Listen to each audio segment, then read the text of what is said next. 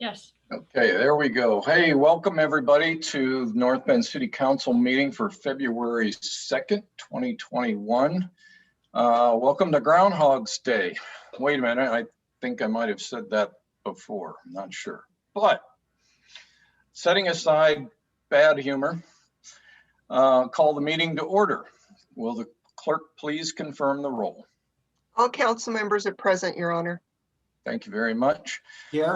Tonight on the agenda, we've got a lot of good items on the consent agenda, 10 different items, a presentation by our Parks Commission and our police services, following with a couple of resolutions. So a lot of good stuff tonight. And I thank you all for being here with us.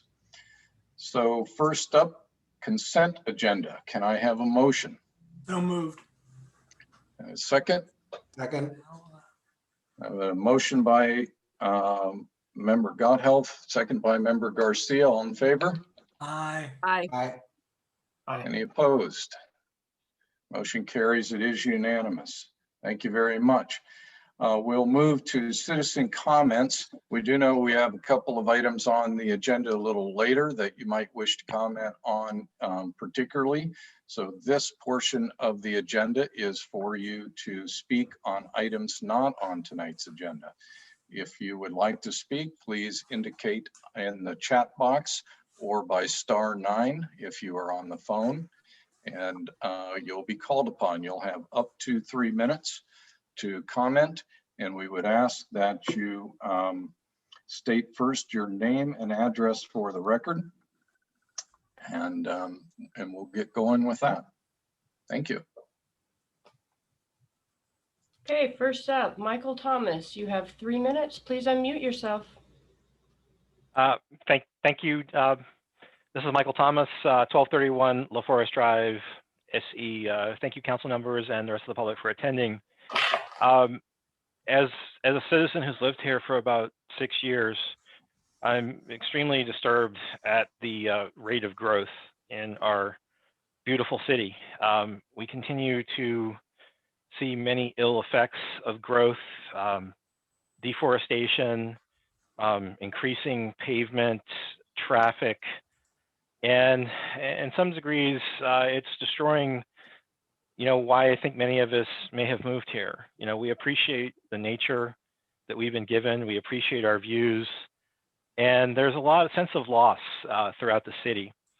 And many of us are very concerned about, our environment, our lakes, our forests, the impacts, to rivers for all this development and runoff. Just to name a few, we're paving over our city. That's got to hurt the rivers. We're taking, trees and forested areas. We live in close proximity to forests. So this is, very troubling to us as citizens. And we know that we're so far beyond our growth management targets of 2035 and 2031. There was an excellent speech earlier tonight about that. When is this, going to stop? Are we going to not be left with, any environment? Are we not going to be left with, rivers?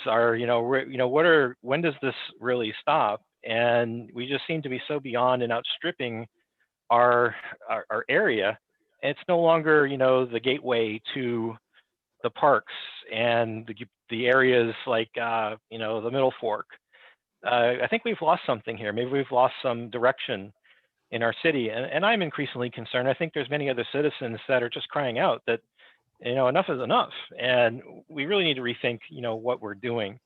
And I hope that, council listens to, some of the other things that are likely to be said later on this topic. And we're really concerned by this. It's not maybe something that we need to rethink.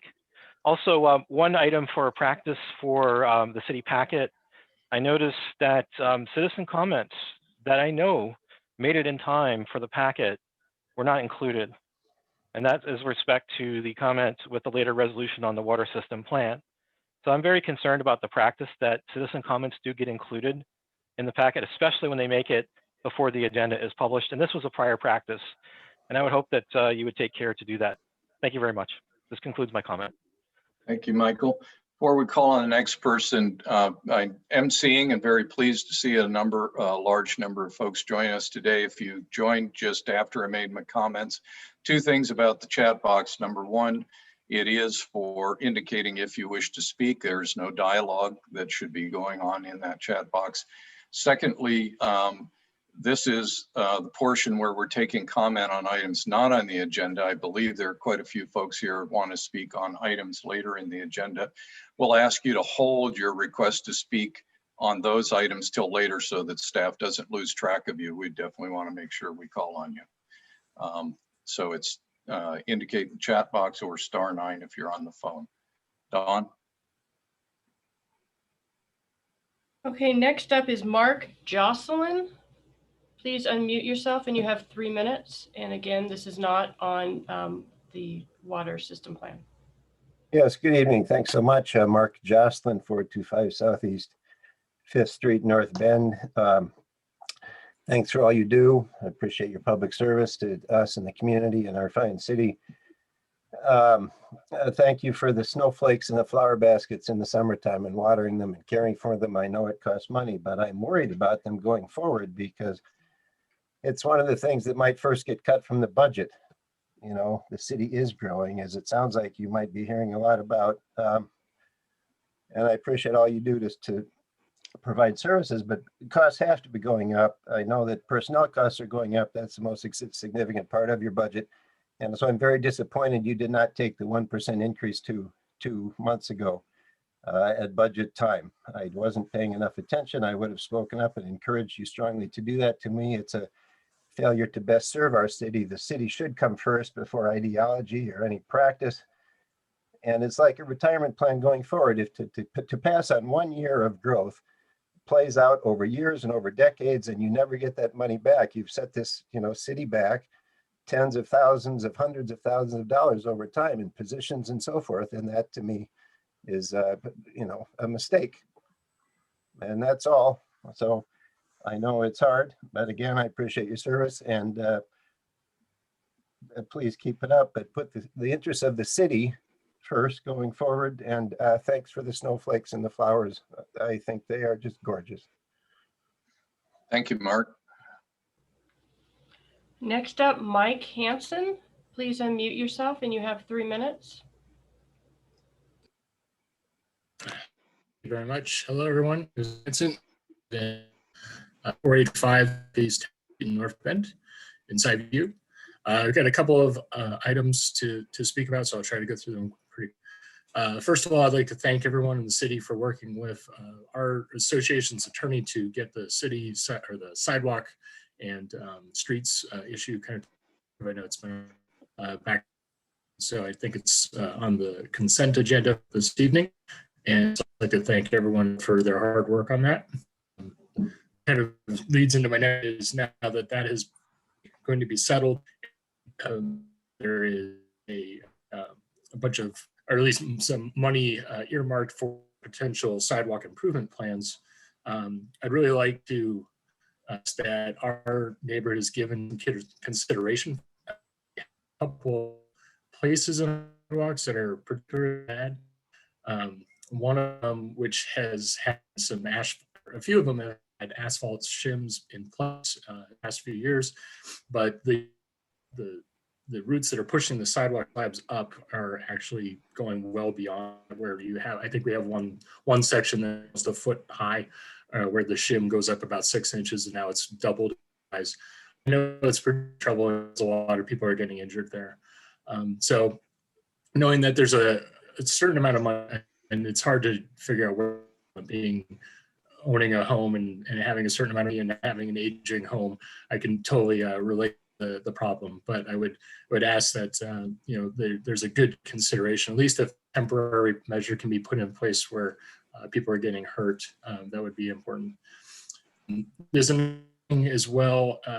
There's a vacant lot in our neighborhood that the city currently owns. It's on 10th Street and kind of goes between 10th Street and what is kind of known as, there is currently a chain link fence, a divider between the two neighborhoods. And the city owns the lot, I believe, for us to some of the utilities that kind of run between the properties.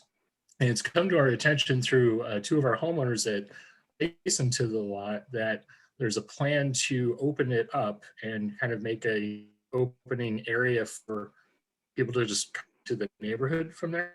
And we're kind of concerned about having another entrance into the neighborhood. Totally understand the city, it's their property, they can do what they would like with it. But I do have concerns if we're going to open it up and increase the pedestrian traffic that's done in a safe manner. Looked up the Mark, I need parcel. you to finalize summary. Nope. So quickly, current that property, if it's going to be used for a pedestrian access, I asked all per concern make sure that it's safe and people can cross the street to the sidewalk without any hindrance. Thank you. Thank you very much.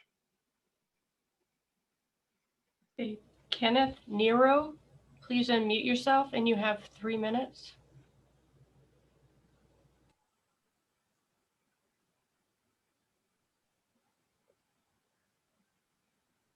Good evening. Yes. Thank you, Thank council you. members, for allowing us to be part of this meeting.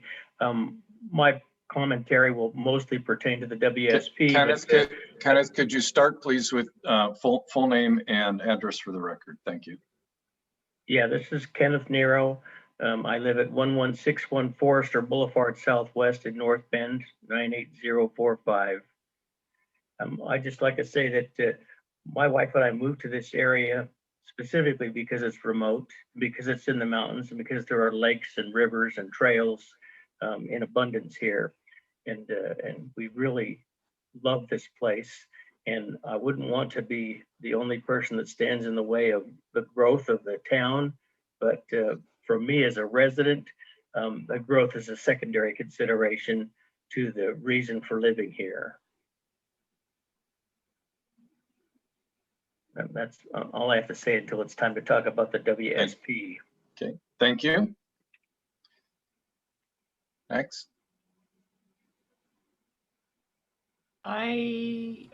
Jeff Kruger, you have 3 minutes. Please unmute yourself.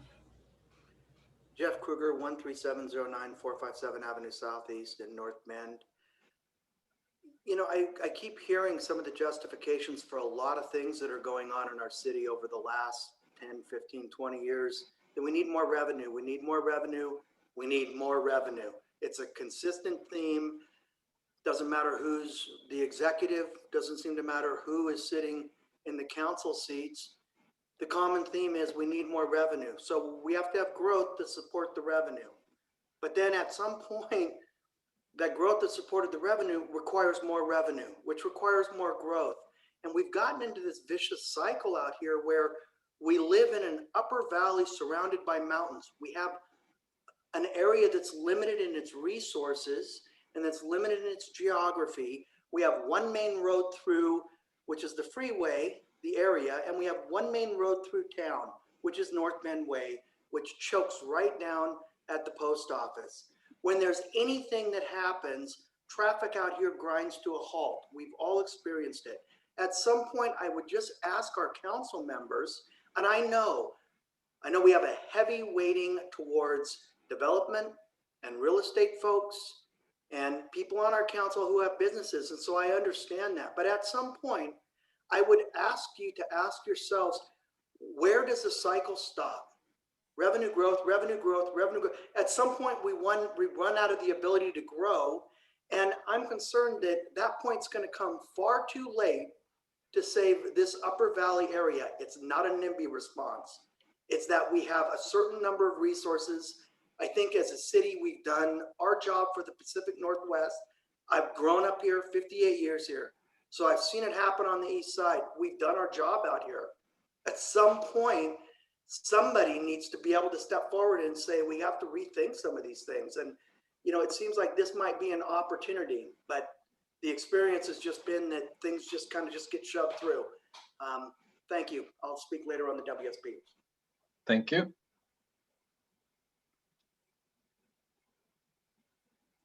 There is nobody else. Okay, thank you very much. Next on our agenda, we have a couple of presentations. So first we have, I believe with us tonight, Commissioner Chair of the Parks Commission, Rudd, to tell us about the Parks Commission report for 2021. Are you with us tonight? It's hard for me to see on the screen. Good evening. Yes, this is Mina Rudd with the North Bend Parks Commission. And thank you for this opportunity to highlight some of our actions from last year and our plans for 2021. As a full report has been provided, the following is just a brief summary for you all. Due to the pandemic, we met virtually as we are this evening, and we continued our work on a number of projects. We did welcome 2 new commissioners on the virtual platform, Tim Talovich and a youth member, Luke Duval. I'm sorry about my video wasn't off, corrected. Let's move on. And we greatly missed our opportunity to meet in person for our annual parks tour. And due to the budget considerations, we did not actually spend the $5,000 small park improvement budget last year. However, we greatly appreciate the availability of this fund, and we do plan to utilize it in 2021. One of our highlights last year was establishing an arts advisory position to the commission. So this role supports our efforts with city beautification projects that interact with art. A local resident, Deborah Landers, she interviewed and has been appointed to serve in this capacity. Some of the projects last year that we reviewed and made recommendations on include the city's new park regulations. These help address the management, use, and conduct within parks as our city and park system continues to grow. The recreation service plans, space plans, I should say, within future residential developments, including the Tree Farm subdivision, the Habitat for Humanity townhomes, and the Cade View townhomes. The Tollgate Farmstead conceptual site plan for the agricultural infrastructure improvements. These include the new barn, wash stations, and a parking area. And a multi-agency grant application effort for Meadowbrook Prairie Loop Trail. This was in partnership with the City of North Bend, City of Snoqualmie, and Skyview Metro Parks. A little bit more about this specific project. While this highly competitive WWRP, the Washington Wildlife and Recreation Program grant, wasn't awarded for this project, there is a new opportunity with the Land and Water Conservation Grant coming up in 2021. The Park Commission has recommended that the council authorize submitting for this grant with the same project scope, with the same partners, and retaining the city's 2020 share of the King County Parks Levy allocation as a project match. Now, looking ahead to 2021, we are ready as a commission and very, very enthusiastic to support the city's efforts in improving North Bend parks. We have tentative projects on our work plan. Some of these are COVID or pandemic dependent. We plan to provide stakeholder input for the Skyview Metro Parks Recreation Program Plan. With the lead of our new Arts Advisory member, look forward to helping coordinate a city beautification project proposal that would include a mural at the wastewater treatment plant clarifier. Look forward to plan for and making a recommendation to council for future use of available park funding for projects that are on the city's park capital improvements plan. We hope to be able to coordinate the annual park tour this year and make a recommendation for use of park maintenance funding. And we will be reviewing and making a recommendation on a trail plan for the trail from Tollgate Farm to downtown that will be located along North Bend Way. Again, pandemic permitting, we hope to coordinate with Skyview for some community celebrations for recently completed projects that include the Tollgate Farmhouse interior remodel and very soon to be concluded Torgerson Skate Park. And if the environment permits here with the COVID in the background, we would also like to coordinate a community engagement event such as a booth at the North Bend Block Party sometime this summer. We will be reviewing and commenting on some Skyview coordinated projects, including the Tennant Trailhead Park Trail Plan, and also participating in the public planning process for improvements at William Henry Taylor Park. We very much look forward to coordinating and participating in Arbor Day activities later this fall and reviewing any new subdivision recreation space plans as they come in. On behalf of our Parks Commission, I would really like to thank the council's support and for your consideration of the commission's recommendations and ongoing efforts. We're working together to really enhance the city's park and recreation resources. Finally, I'd like to invite you for any comments and feedback that I could share back to our commission and or if you have any questions at this time. Chair Rudd, thank you very much for that report, and to you and all of the commissioners for the great work that you're doing there. That's a very ambitious plan. We appreciate your direct engagement to make our city better. I'm sure council have some questions or comments. I see Mr. Garcia. So I'd like just to say thank you, guys. I feel like our parks have gotten exponentially better over the last few years. And I'm sure that's also in conjunction with the Parks District and having an entity that solely focuses on just that. One thing I would like to see, which I've never been opposed to, but never really understood the need for until this last summer, I caved in and bought my kid a puppy. And now I find myself driving all over the place to find off-leash dog parks that, let's say, are clean. There's one nearby that's often full of mud.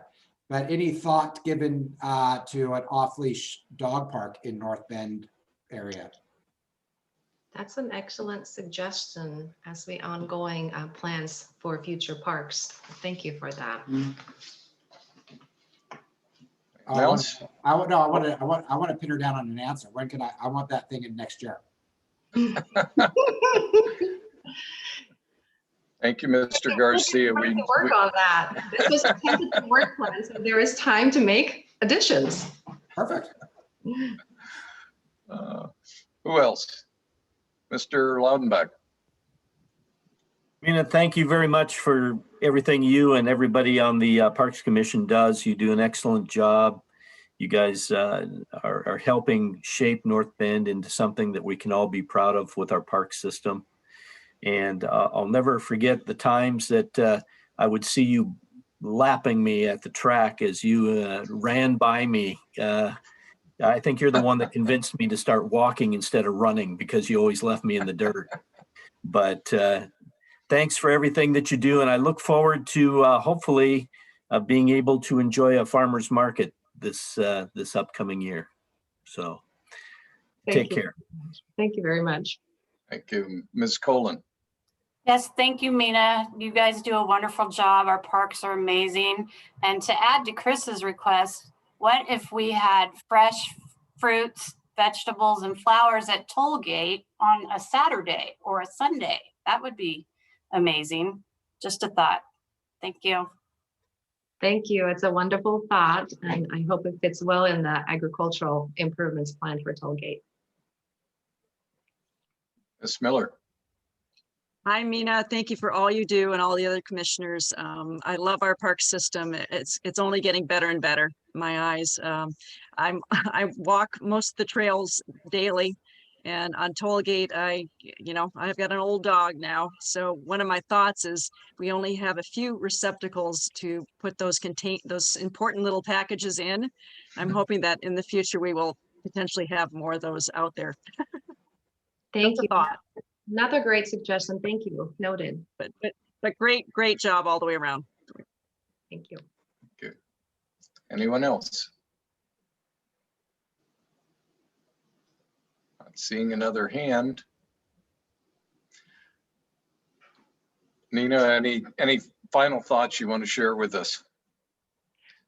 Just thank you once again. This is really teamwork makes dream work.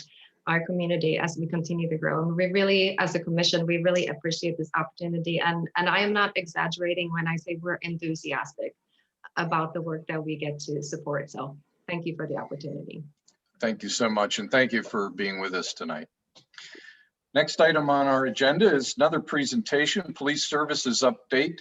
While the agenda says Police Chief Phipps, I believe we have Captain Almquist with us. Nick, you want to unmute and put yourself on video and talk to us, please. Absolutely. I tried to put my video on, but it says that I can't. You should be able to now. Okay. You cannot start your video because the host has stopped it. Which is okay, you don't have to see my face.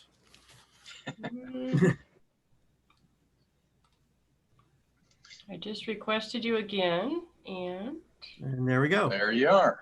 Okay. Great. Thank you. All right. Well, good evening, council, and it is my honor to present to you the annual report for 2020. And I know that Dawn is going to assist me in putting up a presentation, or you're just going to have it in front of you. I'm not sure how that works. nope.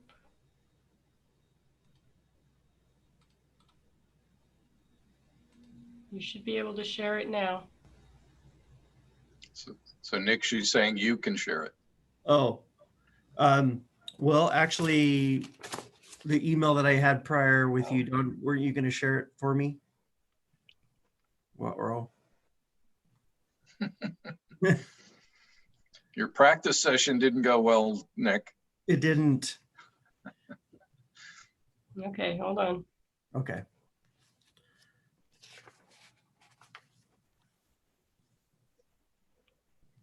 I'm trying to find it here.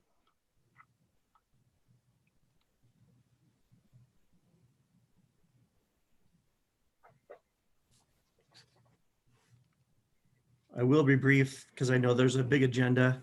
So I just wanted to let Councilman Rosen know that I was disappointed that you were my captain this week.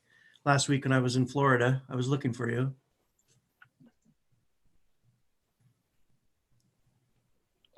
I apologize, it's not letting me open it, so let me try it a different way here.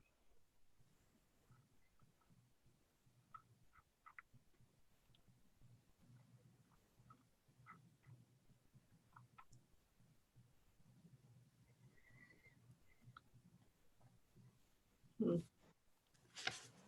you want me to fill the void with a catchy show, Tim? Nick, I would suggest if we can't figure this out in a few seconds, or that Dawn could catch up with you if she can get it up and running. I'm sure you're showing slides with some data points on it, but I'd say let's go. Okay, Tell us. sounds good. I'll just continue and maybe Dawn might catch up when she gets it. And I know some of you may or may not have this packet, but we currently have, as far as staffing goes, there's Chief Phipps and myself, plus we currently have 3 sergeant positions. We have 4 allocated, but Sergeant Keaton retired in June. So we currently have 3 active sergeants. And of course you pay for 2 of those sergeants. I wish you could see the photo of all of your North Bend officers, but they're very seasoned. They're very dedicated, and they've done a fantastic job, as you have seen in the community and heard from your community as well.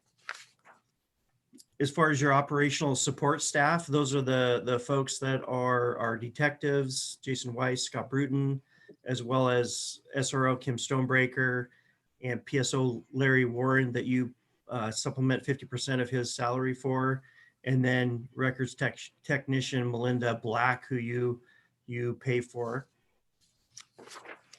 As far as calls for service go this year, they have gone down.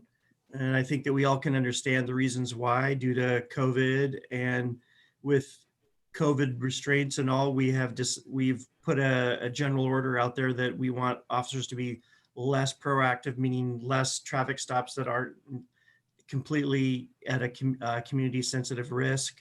So the traffic stop numbers are self-initiated are much lower than last year, not completely lower. But in 2020, you had North Bend. There you go, Nick. You're up and running now. Awesome. So I think we're on calls for service. Am I running this, Dawn? Or you are? Okay. She'll go with you. Calls for service. As you There can you see, go. that calls for service have gone down. Self-initiated has gone down. We have kept a very good number when it comes to the priority of call response. Those have maintained very well. And you can just see the differences there between Snoqualmie and North Bend as far as the numbers go in relation to both cities. Next one. your statistics, you can see from the 2 years, they have also gone down. There's only been a couple of areas where they have increased. One of those is trespassing.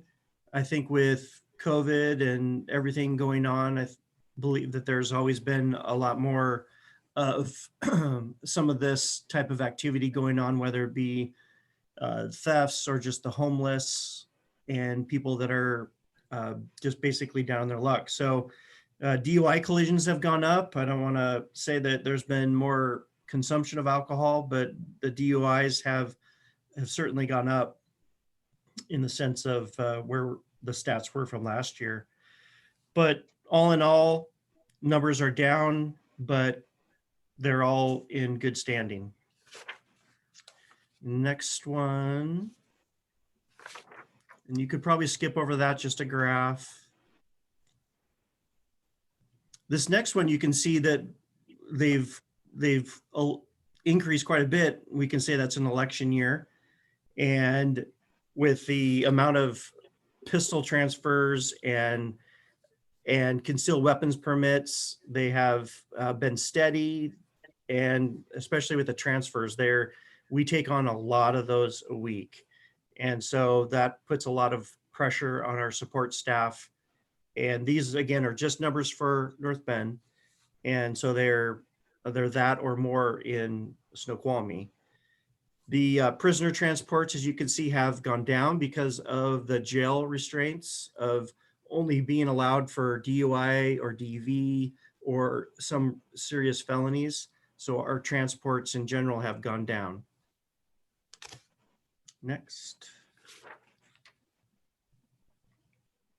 Some significant cases that have occurred. I can't talk a lot about the homicide that did occur because it still is an active investigation. This was out at the Edgewick Inn, and it had to do with an overdose that is, like I said, still under investigation, and a very sad scenario. As far as the Major Crimes Task Force, this is a coalition resource, and both of our detectives are on the Major Crimes Task Force. So whenever there is a detective call out that is required, we utilize Major Crimes to handle that case investigation. Our police canine, you can see there, that's Pooch and Canine Officer John Fishbeck. They have done a phenomenal job in their first year. John's been recognized both regionally and locally in the state as a doing very well with drug detection. Canine Pooch has really surpassed a lot of the goals that we had anticipated for him this year. Recently, there was a car stop in North Bend where about $60,000 in narcotics was recovered, 2 stolen firearms, and there was a convicted felon that was the driver in a stolen car. There's been just an excessive amount of fentanyl that we've taken off North Bend streets, a lot of liquid fentanyl, and John and Pooch, that team has done just an incredible job. The outlet malls calls for service, as you can see, they've reduced as well, but we like to highlight that just because the mall is a significant driver in calls for service for us. And we spend a lot of time with proactive, visible enforcement there just to reduce the amount of people that are going there to commit thefts. Next. So staffing, we're in a big change. We've got a lot of retirements that have occurred. On this month, on the 24th, we're going to be testing for sergeant. We have held off this promotion from Sergeant Keaton since June. We wanted to have those that were interested in promoting to sergeant have experience in 90-day rotations of taking on a squad and leading it and doing all those leadership first level responsibilities that they may or may not get in this promotion. We also had Officer Rick Carey that was deployed overseas, that he had expressed interest in this promotion. So we also held off because giving him the opportunity to test, and he's home now and we're very glad to have him back. The We have another sergeant that will be retiring in June, Sergeant Graham. And both of those gentlemen have spent over 30 years in their profession, and we're excited for their next journey as well as ours. This will be a culture change for us in the sense where we are going to be promoting younger, but dynamic leaders, and we're excited about what that will look like for us. We also have Hakeem Smith. He's in the police academy now, doing fantastic. He'll be graduating in May. And we currently have one open police officer position. And also PSO Warren, Larry Warren, who's your transport officer that you pay 50% for. He's retiring March 1st. And he was our first PSO 20 years ago at Snoqualmie. And so he has an incredible legacy. So we are testing next Monday actually for his position. And just so you know, North Bend is a fully staffed department. The vacancies that we have on the Snoqualmie side. The impacts of the demonstrations locally, we all felt that this summer in North Bend with the demonstration. We feel like that was a complete successful event with utilization of numerous outside agencies, even from the east side of the mountains. And even though that was a tense time, we feel like it was a successful event. A lot of partnerships, growth, and change, and lessons learned out of that. As far as COVID, we've had minimal impacts. We've had some, as I've shared with North Bend's leadership, but we've been able to work through those, and we take the precautions very seriously, both inside the station and outside the station. So everyone feels pretty safe in the environment, because we all know what those impacts could be for exposure to a department. Life-saving awards. Currently, we have one that's going to be issued here soon. One of your North Bend officers, Officer Gutwin, assisted King County deputies giving CPR for 5 minutes before aid arrived. And the King County Health Department has deemed that a life-saving scenario because of their efforts in resuscitating him until advanced life support could arrive. That'll be coming soon. Use of force simulator, that is something we're really looking forward to. The Coalition of Small Cities purchased this together, and it's a simulator that takes on a realistic training scenario that allows the officers to use de-escalation techniques and less lethal force options. And we are also going to hopefully invite the city council and mayor to go through the simulator so they can understand some of the things that their officers are going through, and they can just have a better sense of the impacts that can have. So we're excited to have that, and we are getting that, I believe, in next month. The next one. This is just a little snapshot of some of the things that have happened in North Bend. The top left one, just real quickly, that is not Sasquatch in a uniform.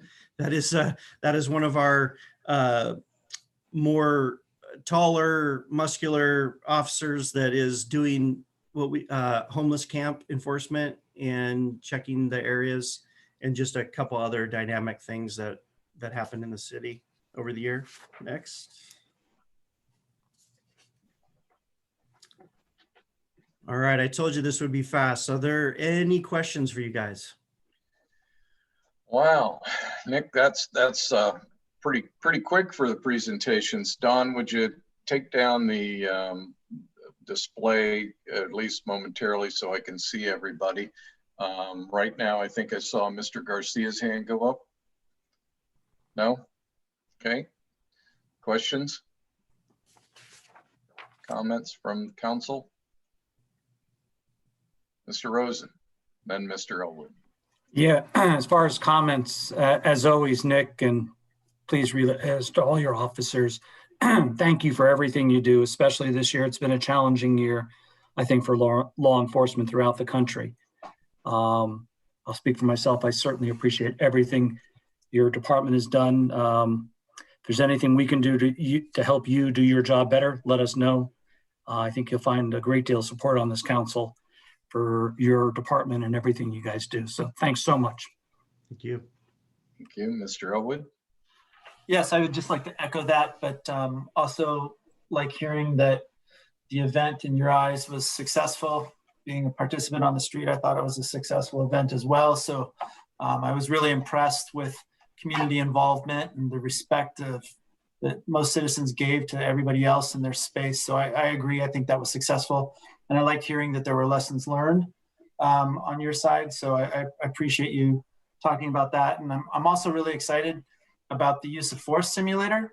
One, to experience it, but two, the fact that you were able to procure one and that you're going to integrate that into your training. I think that's very proactive with the time, and I appreciate the department's thinking on that and going through with that. So thank you and all the officers for all that you do, and I really appreciate your report, and we'll talk soon. Thank you.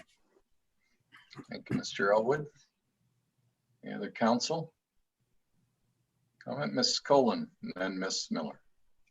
Nick, thank you for offering us the simulator, because I was going to personally request that I could use it. I think it'll help me in my job as well. And thank you for all that you do, and good job. Thank you. Thank you, Ms. Miller. Well, looks like wait a minute. Did you get me? Yep. Looks Yep. like I'm following suit. I love the idea of the simulator. I'm so appreciative of each and every one of you, certainly what you do each and every day, that you're out there protecting and looking after us. Thank you so much, Nick.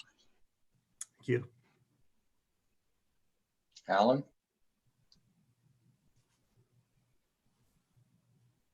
So I'm just gonna say ditto what everybody said, but actually ask you a question on top of it. One of the things I did notice in that numbers was it seemed like the burglaries went up. Is that true in that number? And is there a reason why we saw an increase in the burglaries? Let me just look real quick. Burglaries. You know, we had a series of burglaries out at the Cedar Falls storage units, where they had a rash of thefts out there. So that was like multiple ones. So the numbers spiked pretty high in the burglary range. And that was largely due to a large theft. And each one's a case number. So each is a number. So that went up there because of that burglary that occurred out there. Okay, thank you. And thank you for what you guys do. I ditto on what they said, but that number kind of caught my eye. Right. Mr. Lodenbeck. Hey. Nick, I see your guys almost every morning when I'm out on my walks and stuff like that. And it's always good to see them. They're diligent. They're very outgoing, personable people, and they're doing a great job. And please pass that along, that I certainly appreciate seeing them out there at O'Dark 30. And sometimes it's hard I'm barely awake. I'm amazed they are too, but tell them they do a great job and to keep doing the good work. Will do. Any further comments from council? I just want to say that it is a nostalgic time for me, just in the sense of many of you, some of you may not know, is I spent my summers here in North Bend visiting my mother growing up and down on Maloney Grove. So it's just been an honor to serve North Bend government as well as the citizens, having spent a lot of time growing up here as a boy. So it is an honor to serve all of you. Thank you, Nick. Thank you very much for that. One thing that I wanted to emphasize that I think you put maybe too little emphasis on was that the officers did experience some difficulties with COVID, both in protection as well as cases, and your organization, top to bottom, rallied and put a lot of work into pitching in to make sure everybody was covered appropriately, both officers as well as the community. And so I think I don't want that downplayed. And exciting about the pending officer award for the life-saving experience. That's always wonderful to hear that gratification. And then finally, I would say, yes, I consider the management of the main protest that occurred this summer a success in that it did not result in damage to property, and that both sides or multiple sides, if it might have been, were able to express themselves safely and overall very, very well managed. And so I noticed that, as several other council members. I was on the street, and that was quite an event for us, and it showed how we act as a community and how our police force can do their job safely and with respect. And so the further work on de-escalation methods, that's wonderful to hear. Thank you. So with that, thank you so much. Appreciate that and everything you do. Thank you for being here this evening. Thank you. Next on our agenda, item number 13 is AB 21016, a resolution authorizing a developer extension agreement with Habitat for Humanity. Mr. Rigos. Thank you, Mayor Rob. Good evening, Council. Page 117 in your packets. The subject material of this particular agenda bill is kind of a housekeeping item, but we wanted to highlight the benefits of this particular project because staff believes there are several. It's a win for the community. First off, it's affordable housing. Second, it's infill downtown where we want to see some density in that area. Third, there's typically a requirement to provide some type of community service for these residents. So the city gets some bang for the buck. These people are out involved in the community. And so that's a great thing for the city. So otherwise, the developer extension really is just about them extending some sewer main, building some sidewalk, and a little bit of storm drainage pipe. So it's a pretty small construction project. So this did go through Transportation and Public Works Committee, and it's recommended for approval. That's it. Thank you. I'll ask if council has any clarifying questions on this, and then we'll move to public comment. Seeing none, if there's a member of the public that wishes to comment on this particular item, please indicate so in the chat box and or by *9 if you are on the phone. As a reminder, do keep the chat box just for indicating you're looking to speak. Thank you. Michael Thomas, please unmute yourself and you have 3 minutes. Thank you much. Michael Thomas, 1231 LaForest Drive, SE. No doubt everyone, desires affordable housing, but it is incremental development. And, being an ex-board member of Salal, we had to make tough calls on development. And sometimes when you don't have water, you don't have water. So I question the ads. This is something where you like to do things and it's tough. And this is asserting, a problem that when you need to do development, sometimes you don't have the resources for it. And sometimes you have to say no. And in your plan, you've identified that you have a shortage. And I've asserted this before. There's another problem with concurrency. I'm not certain if this is within the current sewer concurrency envelope. The city has asserted several times that it is in the middle of a sewer moratorium. Everyone knows the sewer plant is totally torn up right now. And, certainly as we think about both the water impact to our rivers for apparent water shortages, what about, sewer impacts as you add even small amounts of development? And sometimes you have to make very tough calls. So a question I have is this also within the envelope of the current sewer plant or not? And that's a very big concern. And with that, I'll end my comment and thank you for your time. Thank you. Do you have anyone else? There is nobody else at this time. Okay. With that, as I understand, this came through Transportation Public Works, Chair Loudenback, I believe.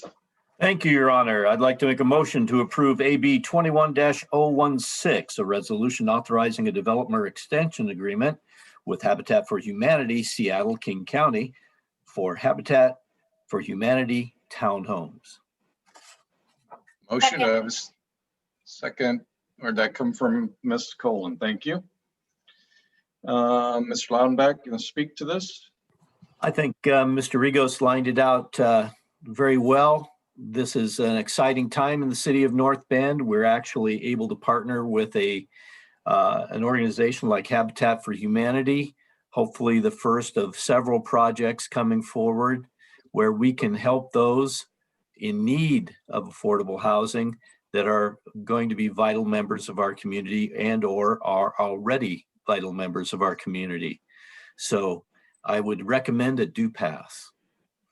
Thank you. Ms. Colon, you had the second. Did you want to follow up? I think it's a great opportunity, a rare opportunity, and we're very lucky that Habitat for Humanity came to us and we had the property to be able to do it. And I look forward to seeing the citizens that are going to get new homes and ones that they will be a part of building, and I hope they love it. Thank you. Any other council member? Mr. Garcia.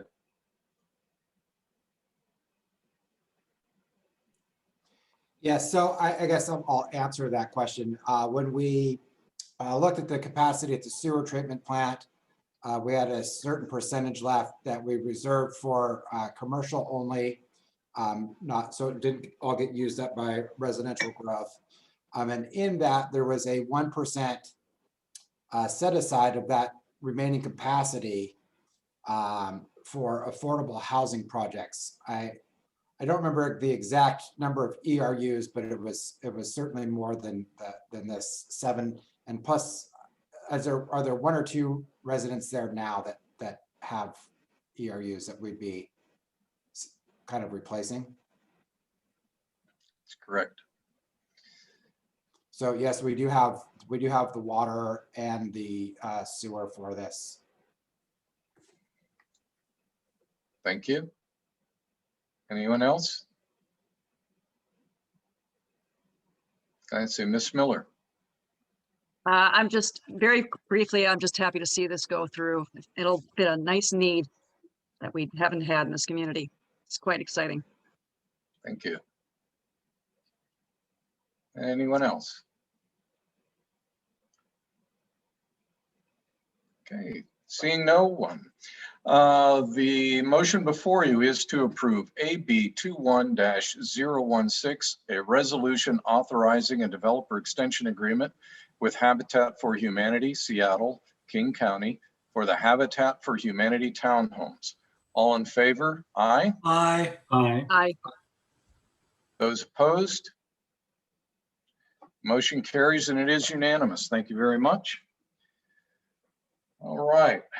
Next on our agenda, and what I believe many of you in the audience were here tonight for, so thank you for your patience on that. Item number 14, AB 21-017, an ordinance repealing Ordinance 1728 adopted earlier this year and adopting the December 2020 water system plan. Mr. Rigos. Thank you, Mayor. Page 171 in your packets. So this water system plan, it's been a journey. City staff have been working on this water system plan for nearly 2 years. Staff from Washington State Department of Ecology, Washington State Department of Health, and King County UTRC have told me they rarely see so much interest in the city's water system plan. So I want to first thank water system plan author Russ Porter from Green Osborne and Don DeBerg, our city engineer, for staying with us and spending the additional time and effort to complete this water system plan. So there's a fairly detailed agenda bill in your packet that council you've probably all read through, so I won't regurgitate that.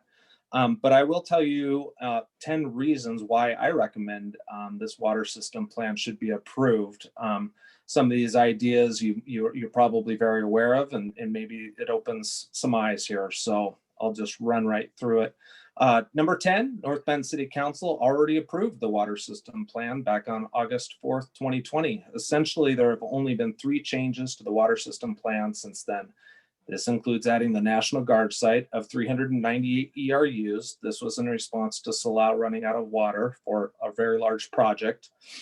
Second, modifying the plan from a 10-year plan to a 5-year plan. And thirdly, defining reasonable and timely service for people that don't have water. So we've made it clear that if you're within 200 feet of the city water system and you want, and you have, or proposing 1 home, then you have to connect. And if you're 400 feet or less for 2 ERUs, then you need to connect. And that was in response to the Tulalip tribe's concerns about the proliferation of exempt wells in the upper valley. So all things being equal, the tribes and Department of Ecology actually want to see more people connect to the city's water system because it decreases the amount of wells. So that's number 10. Number 9, the water system plan has been prepared in conformance with Washington State Department of Health criteria as required by WAC 246-290-100. The author, Russ Porter, has prepared approximately 50 water system plans for approval. Number 8, the water system plan is a planning level document. It is a forward-looking plan. It is not a plan of yesterday. It is not a construction plan of the moment. As such, it's possible that all the projects in the water system plan will be built, and it's possible that none will be built. This is not a construction project we are approving. The water system plan is basically a guide for staff and council and the community. 7, there have been at least 8 or 9 public meetings on the water system plan during the past 10 months. We have heard from the public and the community. There has been a huge effort on public outreach as part of this plan. 6th reason, King County Utility Technical Review Committee, full of engineers, planners, and scientists, has approved it, made the recommendation to King County Council, which subsequently approved it. Washington State Department of Ecology has approved it, and State Department of Health has approved it preliminarily. They're just waiting for North Bend's City Council's final approval on this, since we added the National Guard and changed it from a 10-year plan to a 5-year plan. 5th reason, the water system plan allows the National Guard to come to North Bend. Without a water system plan approval, then the National Guard will not come to North Bend. There is a conditional certificate of water availability to the National Guard that a second mitigation source must be online before they connect. Our water system plan allows them to come here. No vote tonight would be a vote against the National Guard. 4th reason, it allows missing middle housing to be built on the Dahlgren site. City Council has long advocated for more housing options at lower price points, and these smaller units will provide competition for some of the older housing stock in the city to keep those prices from increasing as quickly, those rental prices. The only multifamily housing project built here in the last several decades was the John Day apartment complex of approximately 35 units built on Orchard Avenue last year. We just have a shortage of missing middle housing. 3rd, city is eligible for grants, large sums of money for water projects if the city has an approved water system plan. The city's 2011 water system plan has now expired. Grants are nice because these funds are other people's money to help build city infrastructure, of which we have been applying quite a bit for grants and been fairly successful over the last several years. 2, this water system plan is in front of you is only good for 5 years, and then it must be subsequently updated. We will be back here again in less than 5 years to see the strides made on mitigation and DSL. And the number 1 reason is there is nothing to gain by not approving it tonight, but you potentially lose a lot. My strong recommendation is that you approve this water system plan tonight. Happy to answer any questions from council or the mayor or otherwise. Thank you. Thank you, Mark. Before we move to public comment and then into an introduction and discussion among council, I did want to see if council had any preliminary clarifications that they wanted from staff before moving forward. Mr. Garcia. Yes, Mr. Rigos, the thing that resonates with me, and I want to be 100% sure on this. The National Guard Development Agreement, if approved, because that's the other thing, we haven't approved it yet. We haven't even seen it. Would clearly state that if we don't have a second mitigation source, a backup, and that's the key here, right? It's not a second mitigation source, it's a backup. Right? Is that correct? Yeah, it's basically we need the mitigation water equivalent of Cascade, which is about 3 acre-feet per month, 36 acre-feet per year. We need Cascade online, or we need a second mitigation source, correct? Okay, so if, let's say that we lose Cascade well, that the science of that proves to not work, and that's clearly been argued, that's in dispute, and I'll buy that. It hasn't been approved yet. So if we don't have that, and we don't have another mitigation source that has been approved by the tribe, both tribes, Department of Ecology and Department of Health, because all those people would have to buy off on this mitigation, is that correct? Well, our approval body is Department of Ecology for mitigation sources, but Department of Ecology does want to hear from Tulalip tribe and Snoqualmie tribes, no doubt. And so we talk to them.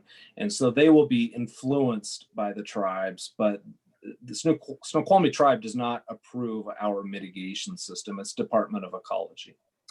That being said, they're not going to approve it if there's strong viable objections by the tribe. I think that less likely to approve. Less likely to approve. So if that doesn't happen, then this National Guard doesn't happen until that gets fixed. Is that correct? Until we get a second mitigation source, of which there are many potential options. Yes, but if we don't have one online, they don't hook up to our water system until we do. Correct. Correct. Okay. So what we are approving here today is a plan that also includes, because I mean, it's been pointed out that we have had huge leakage issues over the past. I do appreciate the work that we've done, and last year council stressed this leakage system is a priority. If memory serves me, we've committed to spending $600,000 a year on fixing leakage and meters. Is that correct? Yeah, we have, that's in the water system plan actually that we're approving tonight. It's a 10-year plan to bring our DSL down underneath 10%. It's about $10 million of various projects, including new water meters and also replacing a lot of asbestos concrete water main that's past its useful life with longer useful life ductile iron pipes. So yeah, we want to spend that money. We want to fix this infrastructure, you bet. Okay, so really, by approving this plan, what we're not approving is new development. What we're approving is a plan that lays out the course of how we're going to fix our issues and provide water to our citizens. Correct. And we still don't have sewer until the sewer treatment plants upgrades are done. Yeah, we're effectively in a moratorium in the city right now between the wastewater treatment plant that doesn't have capacity for large projects. Now, we did a set aside for commercial of about 9%. And we also have a second moratorium essentially within city limits of Salal that they can't serve a lot of the development on North Bend Way and up at the National Guard site. So there's already kind of two moratoriums happening. And then we've got this mitigation water issue as well, so that we're working through the complexities of design and engineering and analysis with all the stakeholders right now. Okay, thank you. Thank you, Mr. Garcia. You yielded floor. Nick, any other clarifying questions? Ms. Miller? Mark, hi there. I'm going to speak into permits. Is that at all happening? And if so, how much during this situation that we're in? I'm sorry, I missed the first part of it was cutting out. Permitting. I'm asking, I've been asked by quite a few people in the area if we will be allowing a lot of permits during this segment of our time, and what would that look like if we do? Yeah, so well, there's a pipeline of vested projects already that we've issued certificates of concurrency for water and sewer. So that would include, the Dahlgren project, the River Run project in Salal. So there's 118 multifamily units there. Dahlgren's 212 units, both off exit 32. So those are already vested. Those are legally obligated projects to move forward. But what may happen here after those projects get built is there may be actually a pretty significant slowdown of residential until we get these mitigation projects executed. So yeah, I think it's going to slow down after those projects. Okay, thank you, Mark. I just wanted some added clarity. Thank you. Yeah. Ms. Colon. My question, Mark, is what is the timeline that you expect to have a second mitigation source? And if it happens to be the Cascade well, is that likely to be approved by the Department of Ecology and the DOH? And also, will we need to get a chiller and for the water? And how does that work? So it depends. I think we can get Cascade well approved and operational in 2021 or 2022. There's some concern about the Cascade Pond in terms of the water being 5 to 10 degrees warmer than the river. So it's an option for the city of North Bend to for us to put essentially ice machines out there, a chiller facility where all the water from the pond flows through and it's cooled down to the river temperature. Of course, that will cost $250,000 to $1 million to $500,000, and then we have to operate that facility. So those costs are not free; that are borne by North Bend Water customers. And I'm always cognizant of when those costs are coming our way. Now the Cascade well by itself, the temperature difference of the well and the river is very small. So if we just wanted to move forward with the Cascade well, then I don't think we need to put a chiller in or ice machines or what have you out there. Other mitigation projects that we're looking at is a mitigation reservoir, one that's very large, could be on the order of about 10 million gallons. Very expensive, about $15 million, but it buys us about 30 mitigation days per year. In 2020, I think we had about 70 mitigation days. Normally we average about 90 to 100 mitigation days. That's a very expensive project. So we're also looking at doing a 1.5 million gallon mitigation reservoir on the Middle Fork River. So that buys us about 5 days of mitigation, and then Cascade buys us 5 days of mitigation. Hobo Springs is 99.99%. The water is there. It's just in 2015 that we had that drought that was preceded by a low snowpack summer. Plus, Seattle Public Utilities was doing a capital construction project on their water intake and didn't notify the city. Since that time, we've installed a gauge up there, so we have a better handle on when those flows might get lower. So anyways, I kind of went off on a tangent on your question maybe, but I think in the next couple of years, 2 years or so, we could have as many as 2 mitigation projects constructed. And I think, again, if I could just insert there again, those are items spoken to in this plan, not approved by this plan. They're options, right? Correct. Thank you. Anyone else? Mr. Elwood. You're muted still. You're muted. You would think by now I would know to unmute myself.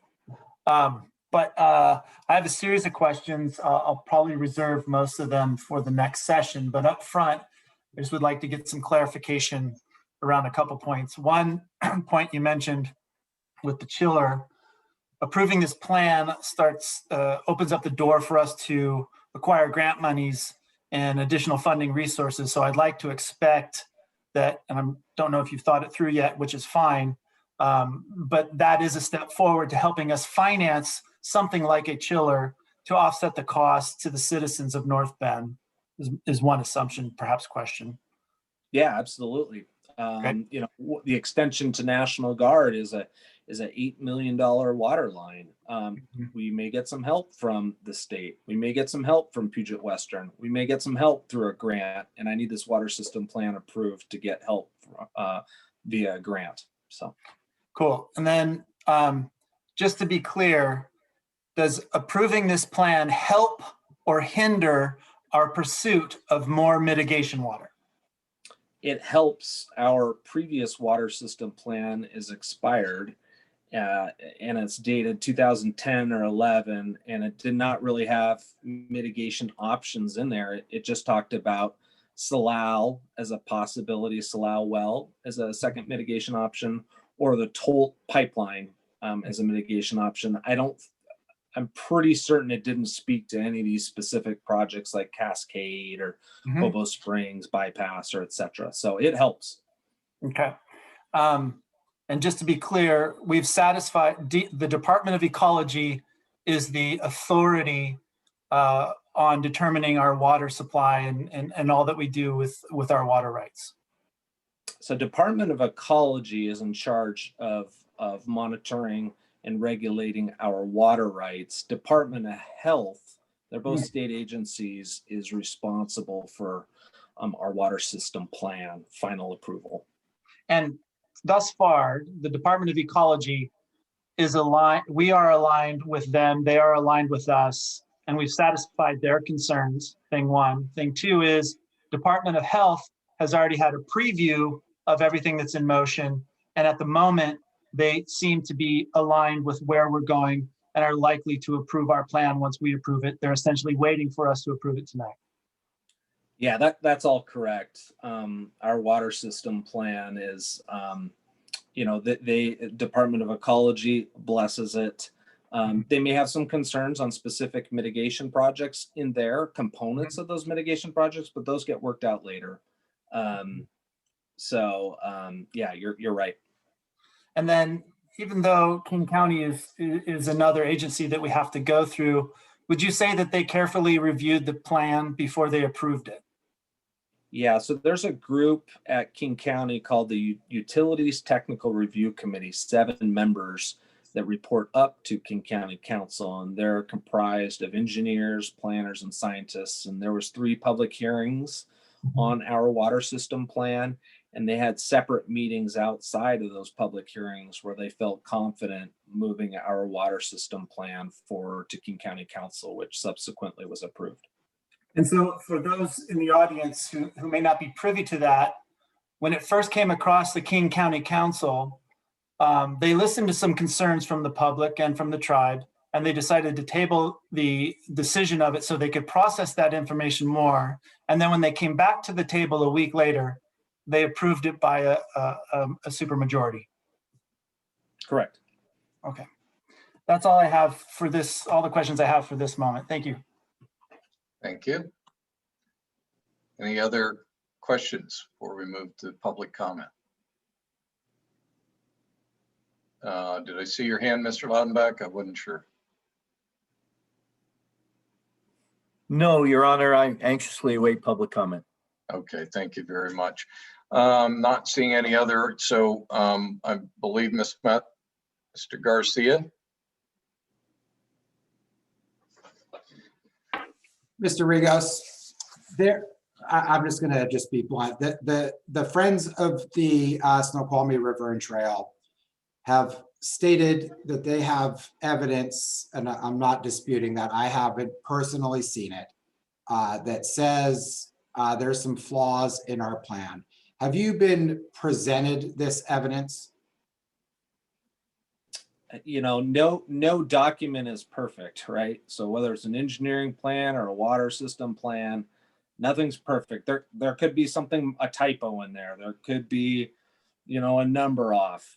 It's 1,000 pages, so it's a very large document. So I'm not aware of anything significant that concerns me in our water system plan. And okay, so you haven't seen anything from them. You haven't seen any documentation from them of specific errors outside of maybe decimal points that we should have our experts look at to say this is viable or not. No, I haven't seen evidence of that. Okay, thank you. Thank you. Mr. Elwood.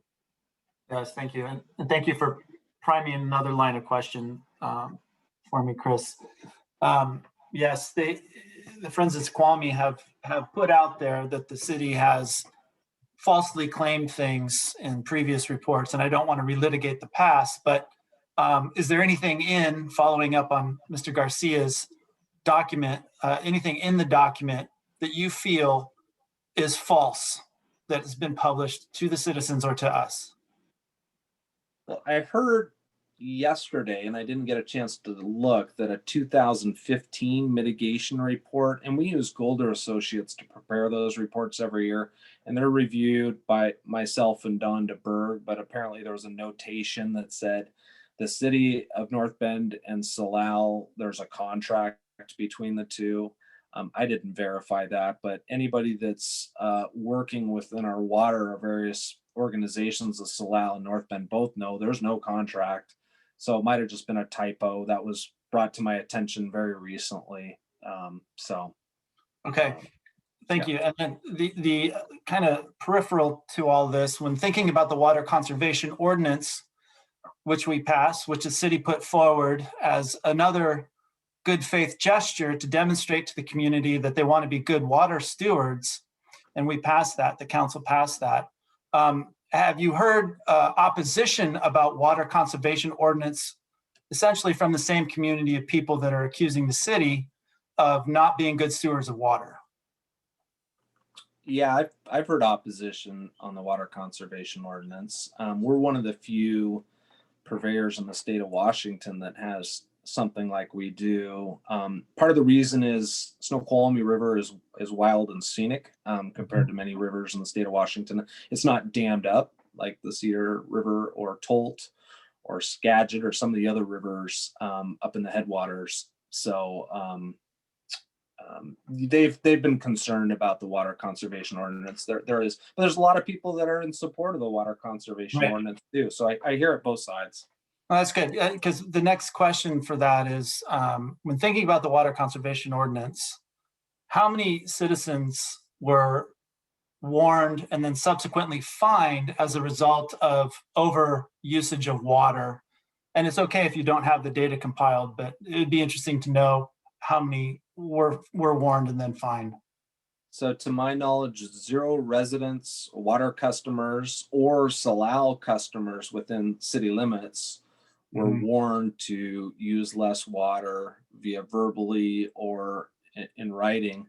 And it was really neat to see that quarter number 3, which comprises September, August, and July, when we started the water conservation ordinance, we were actually producing less water at our 2 water sources, Mount Si Springs and Centennial Well. So that told myself and the city engineer that, hey, you know, people are aware that let's not waste water everywhere, keep the sprinklers running all day when it's not necessary. And people were conserving water a little bit overall for the aggregate. So that was good to see. And 0 warnings, 0 fines. We don't intend to be big brother or a bully here. You know, that's not our intention. Well, thank you for that, because I know I was getting peppered with comments that it was draconian and so forth. And I knew the city's intent at that time was to make it more of an educational awareness effort. And therefore I didn't deem it or see it as draconian. So it's good to hear that the results of that came out the way they did. So thank you. Yeah, you're welcome. Mr. Elwood. Any other questions for staff? Ms. Cullen. Just one more on our DSL. What is your next project? Where is it at? And how long will it take? Great question. So we were at 24% DSL. We're down to 16% DSL. Right now we're in design for a water main AC replacement in the Silver Creek neighborhood on 6th Street. I think it's about 2,000 feet of water main pipe. So that's in survey and design. We might have time to construct that this year. It's either this year or next year. And so that should drop our DSL, I would suspect, about 1% more, because we think there's some leaks happening out there with that 60, 70-year-old asbestos concrete pipe. The other thing we're working on actively is the water meters, replacing those out. So our water group within our maintenance division of Public Works Department has removed and replaced a couple hundred water meters in the past year or two, and they're planning on doing a couple hundred more this year. And then we're getting really aggressive in 2022 and 2023. We're hoping to increase the budget there to buy a lot of new water meters, because many of those are past their useful life. Water meters will work their useful life about 12 years, 12, 15 years or so. And just many of the water meters are 25 years old. So we're not losing water in the ground. We're losing revenue, actually, is what's happening. But that's part of the DSL equation. So that should, we do all those water meters. We should get down towards that 12, 11, 13% area. And then we've got some other large water main replacements on the horizon out near our Mount Si Springs, just some really old pipes. We've got one that goes underneath Snoqualmie River. So that's going to be quite a project for us that we need to do. Mark, with the large number of guests tonight who may not have been tracking this for the past year, like all of us have, would you just define DSL so they understand what that term means? Yeah, it means distribution system leakage. So it means that we're creating water or producing water at two sources. And our two sources in the city one is Centennial Well, and the other is Mount Si Springs. We know how much water we take from those two sources over the course of a year. And then we compare that to all of the summary, the addition of every water charge, every water customer, and see what that difference is. And so some of the loss could be pipes that are leaking underground that you don't see bubbling up at the surface. Some of them could be water meters that are old or outdated.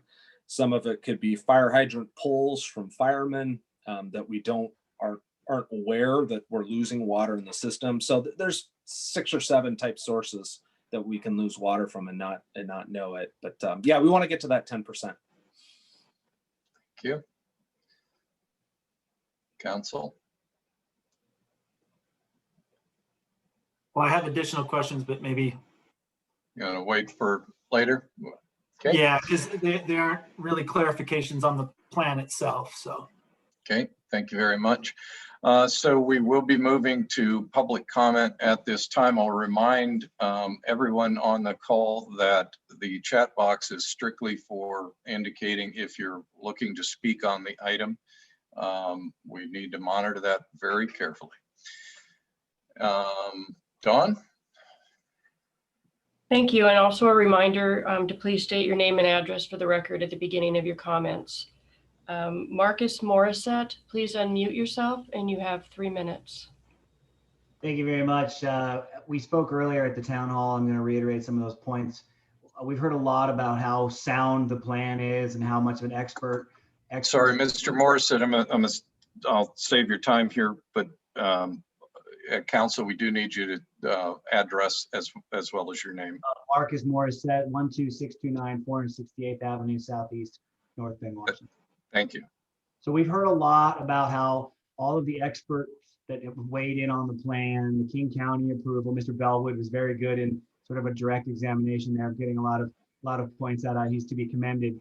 But the point is the mitigation. The flaws in the plan are the mays, shoulds, and mights in Mr. Rigos's plan. None of that mitigation is set. Cascade Well has numerous problems and may never get approved. And the other mitigation strategies are, just as he said, maze, $15 million projects. It's basically a bunch of fairy tales.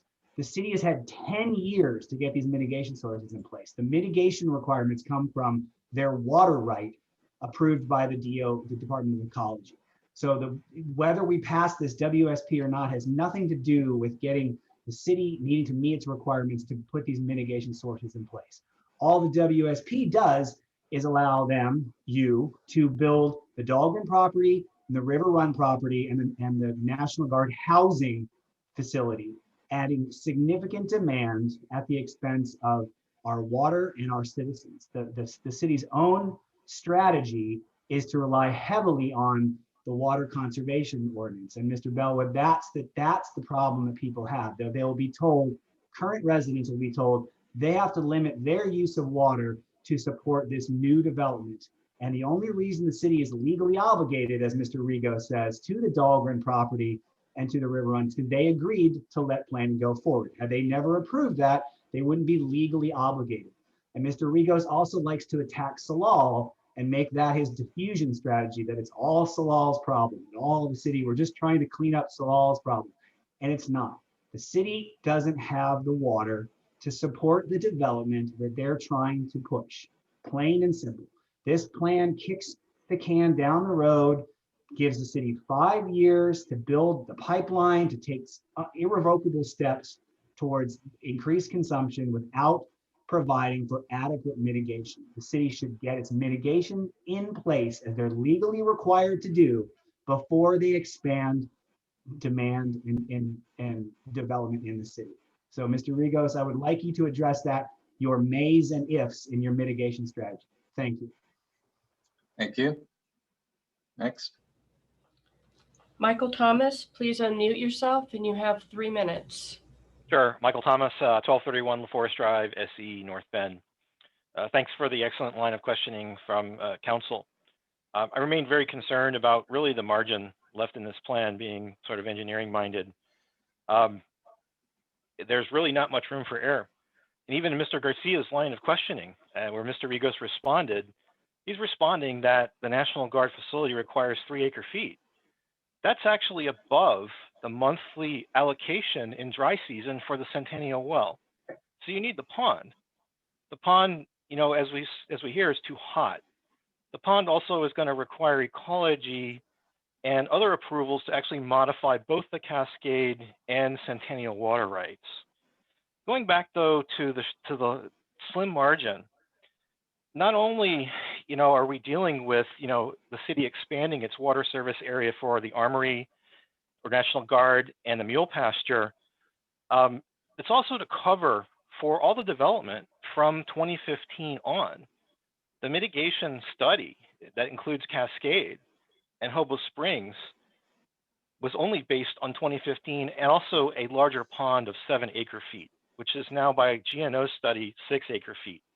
These tiny little numbers matter.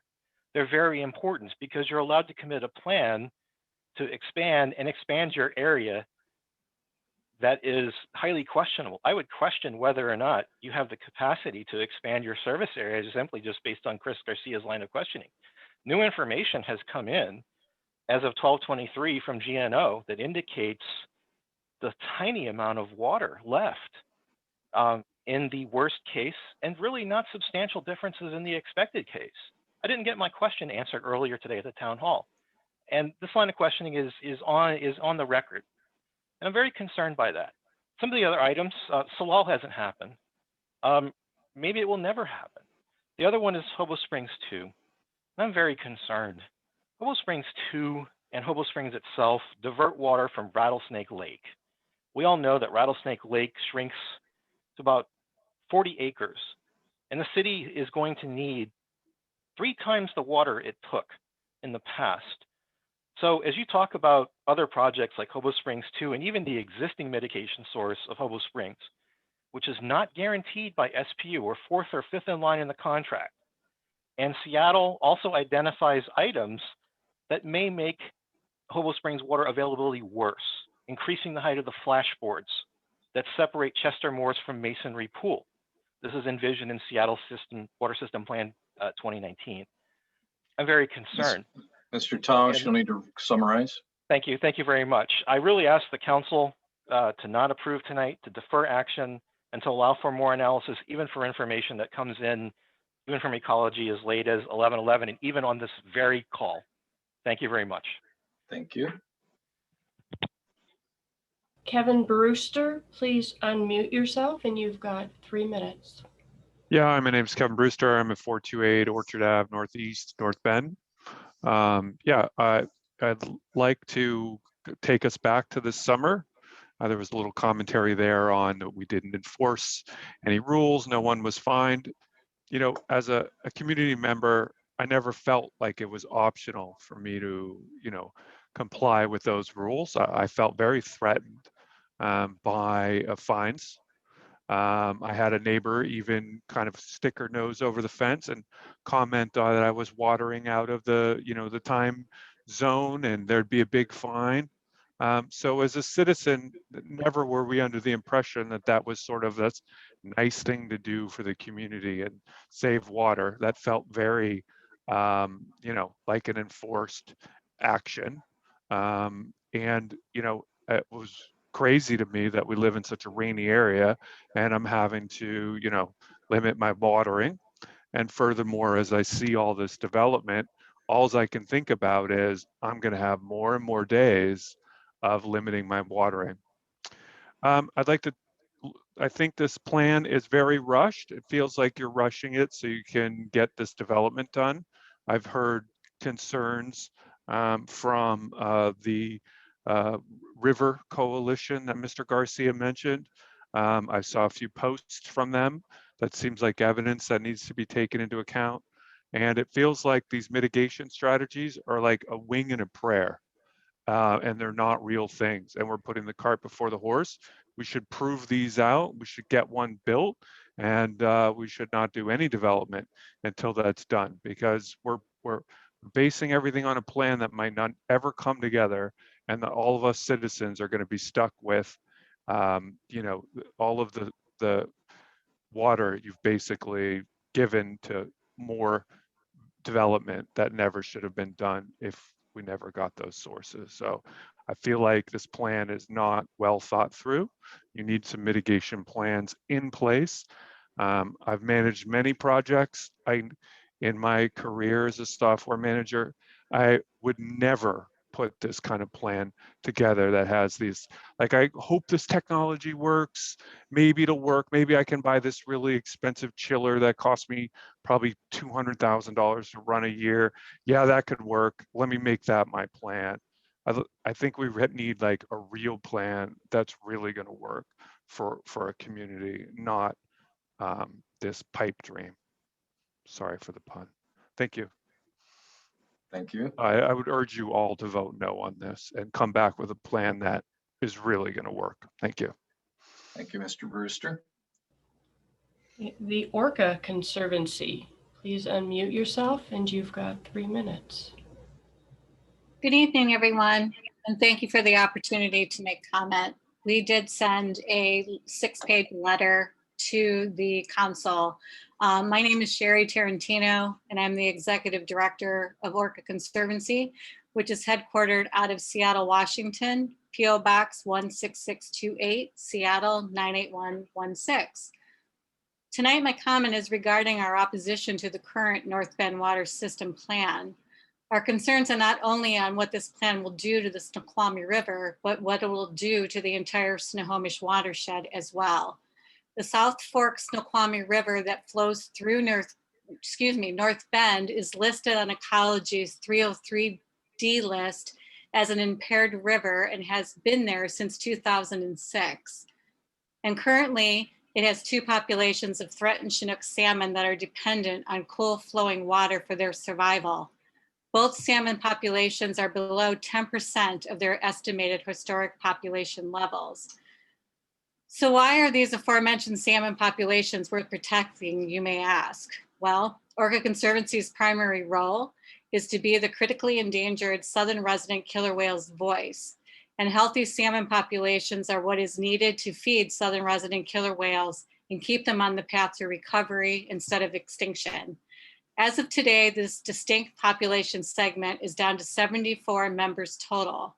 Therefore, all of you here tonight have a moral obligation to protect Washington's fragile ecosystems, even if doing so requires some economic growth to be sacrificed.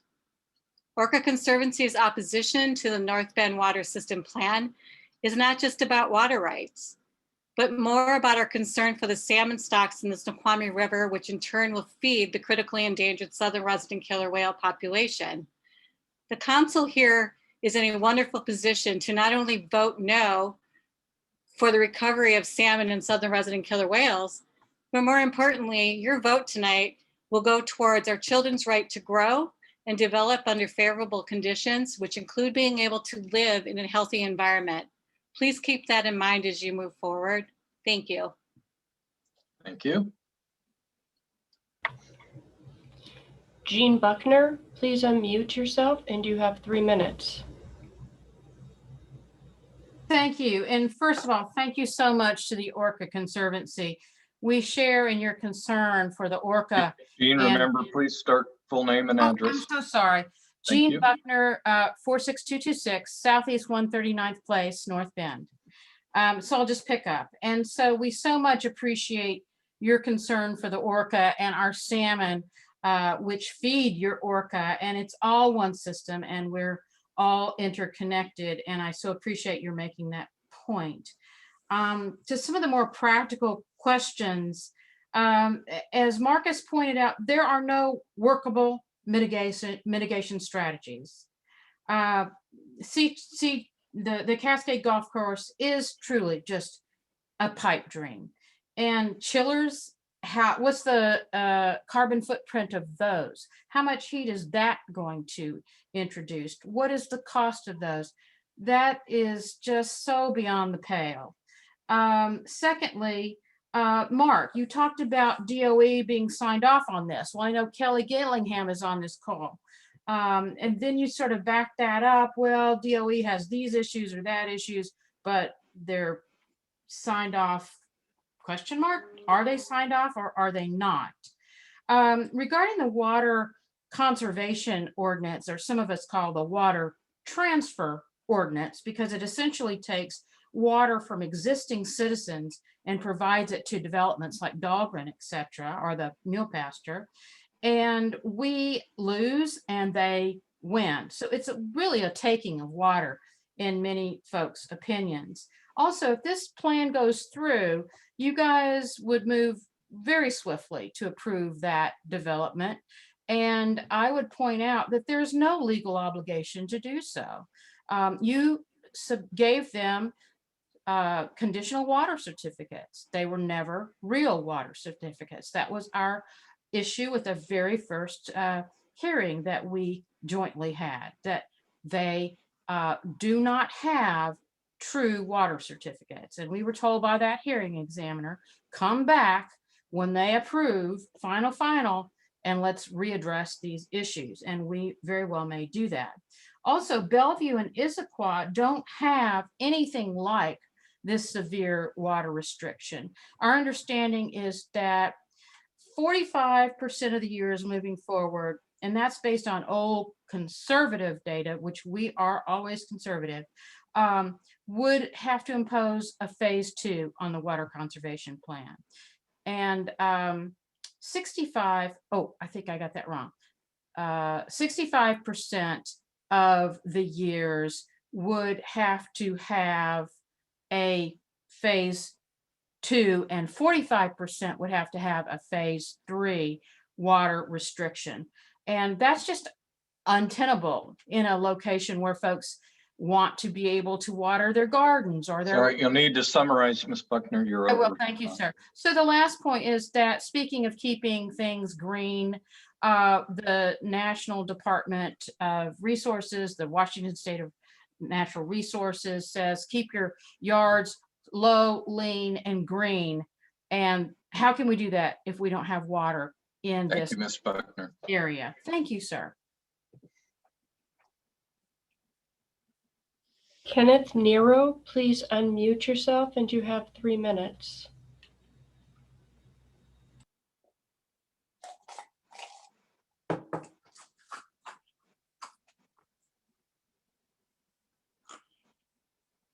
Remember, Kenneth, please start name and address.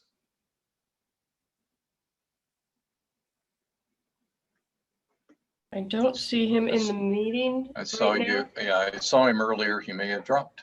He might have. So Matthew Tomsinski, please unmute yourself and you've got 3 minutes. Thank you. Matthew Tomsinski, 424 Taylor Place, Northeast, North Bend. I just want to echo the concerns that have been raised about the lack of the plan addressing mitigations. And I'm having a hard time reconciling how, if there are viable mitigations or promising mitigations, why this plan wouldn't be taking those into account, or why those mitigations wouldn't have already been implemented well before now. And in light of that, I would advise and request that the city council members vote against this plan until it actually addresses mitigation. Thank you. Thank you. Jeff Kruger, please unmute yourself and you have 3 minutes.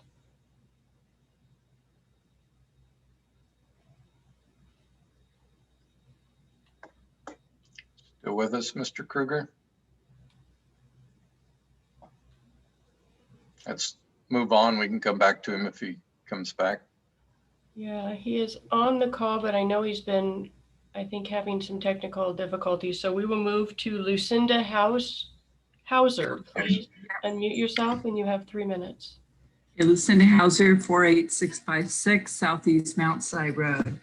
I want to address Mr. Rigos's #1 reason to approve the WSP. And what worries me, what he said was there was nothing to gain but a lot to lose if this is not approved. And I guess I would counter that with pretty much the opposite. I think what we have to gain by having you not vote for this is a confirmation that we really, truly will have enough future water, that mitigation will have already been done, that the leaks will have already been fixed before further development happens at the pace that it's happening right now. We have peace of mind, and most importantly, we are protecting our environment, our fish, not just for ourselves, but we're protecting wildlife and our fish. What we have to is the revenue of the short-term revenue increase that approving this would allow. And I would say that our environment, our wildlife, and our confirmed water availability in the future is a much better bet for the citizens of this valley. That's it. Thank you. Beth Mouch, hopefully I pronounced that right. Please unmute yourself and you have 3 minutes. Hi, this is Beth again. Larry Stockton. Still couldn't get my computer to get into your meeting. Wanted to say first. Larry, would you please start with your address, please? Thank you. Sure, thank you, Mayor. Lawrence Stockton, 900 Northeast 8th Street in North Bend, Silver Creek. Just wanted to confirm that the written testimony I provided did make it to council, submitted about 4:40 this evening, because it does document a lot of what I've said earlier in the water meeting. But I wanted to get right to the point, which has really been made well by the friends who have commented this evening, that if there was an easy solution to mitigation, we would have had it by now. You know, the only sure bet appears to be buy some water from SPU directly out of their reservoir, as opposed to what leaks through their spring on sometimes. And I'd like to know if that has been explored, and if it hasn't, I think that should be done. The bottom line is we're at the limit of our water supply right now. And if you approve this plan and then supply those projects that have conditional water units, you are exceeding our supply. And while I certainly am excited about the idea of seeing the National Guard out at Trucktown until we get the mitigation water fixed. That's not a good idea. For all the reasons everybody said, we don't want to be short on water. Water is not something you do on a Monte Carlo simulation. Water is something you do with belt and suspenders so you don't run out of water. And with a changing climate, we'd like to see our river and our ecology functioning. So please put this water plan on hold, get an approved mitigation strategy that actually works, and then proceed. We'll all feel much more secure in that event. And 2 more points on your water plan repairs. I think that's great that you're finally getting to the old asbestos concrete water lines in Silver Creek and going out to the Mount Si Spring. That needs to be done for health and safety reasons beyond water conservation.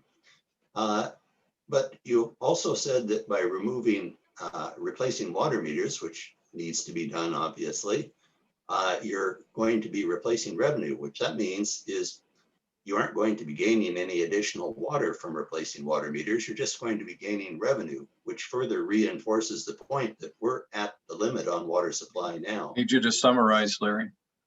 Yes, in summary, I would ask you not to approve this water plan and secure a uninterruptible source of mitigation for the full extent of future water connections before you advance those water connections. Thank you. Thank you. Okay, I think we have Jeff back on the line. So Jeff, please unmute yourself and you have 3 minutes. Jeff Kruger.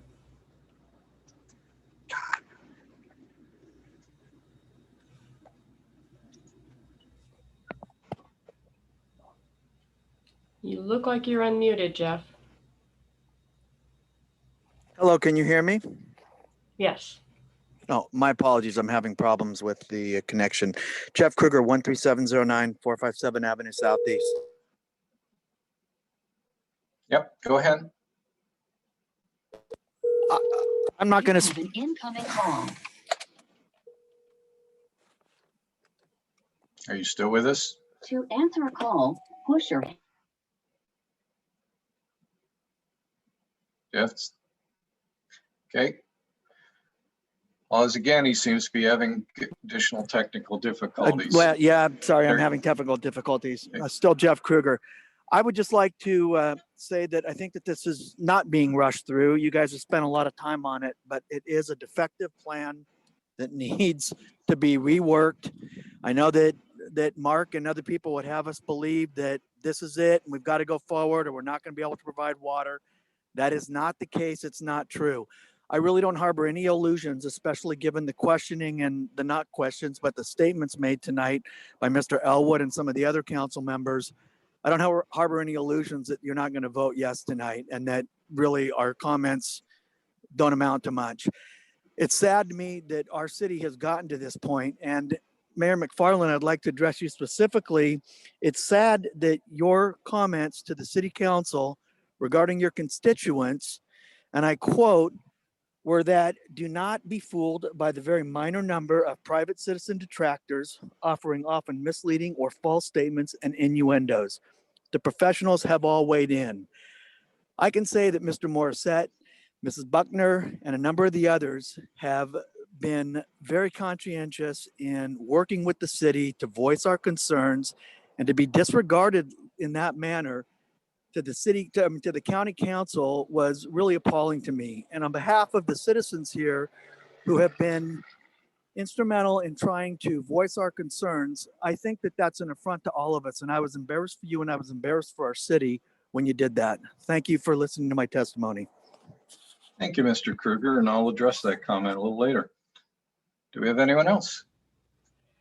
There is nobody else, unless there is anyone else on the phone who wishes to speak, and please press *9 if you wish to do so.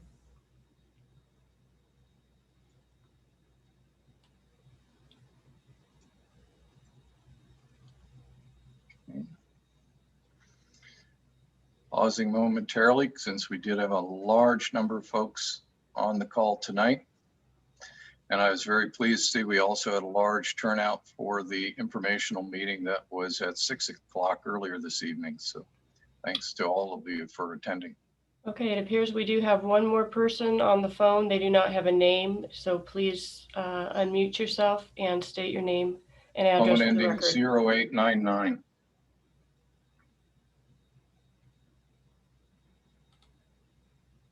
Hello?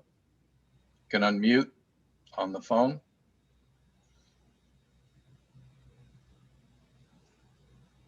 Last four digits, There you are. 0899. I think I got it. I think I got it. Did I? You got it. Yep. Okay. Ann Bailey, 46313 Southeast 134th Street, North Bend. I wasn't going to speak tonight because I've spoken, this will be my fourth time testifying about this. And I have not had one response. I testified before or gave my 3 minutes initially to the city council and when it was first being developed, and I got no response from the city, no answers to any of the questions. I testified at UTRC. I testified at the county council meeting, King County Council meeting. I've had no response from the city other than, I'm sorry, Mayor, and I would like to hear what you would say, that you called us a few citizens that are concerned. It's been hours of work and looking at the data and understanding and being concerned. But it seems there isn't a two-way communication, and maybe there could be ways that we could share more and understand more what the situation is, because it's a lot of concerned people. There's a lot of us that are very concerned. So that's all I had to say. Thanks.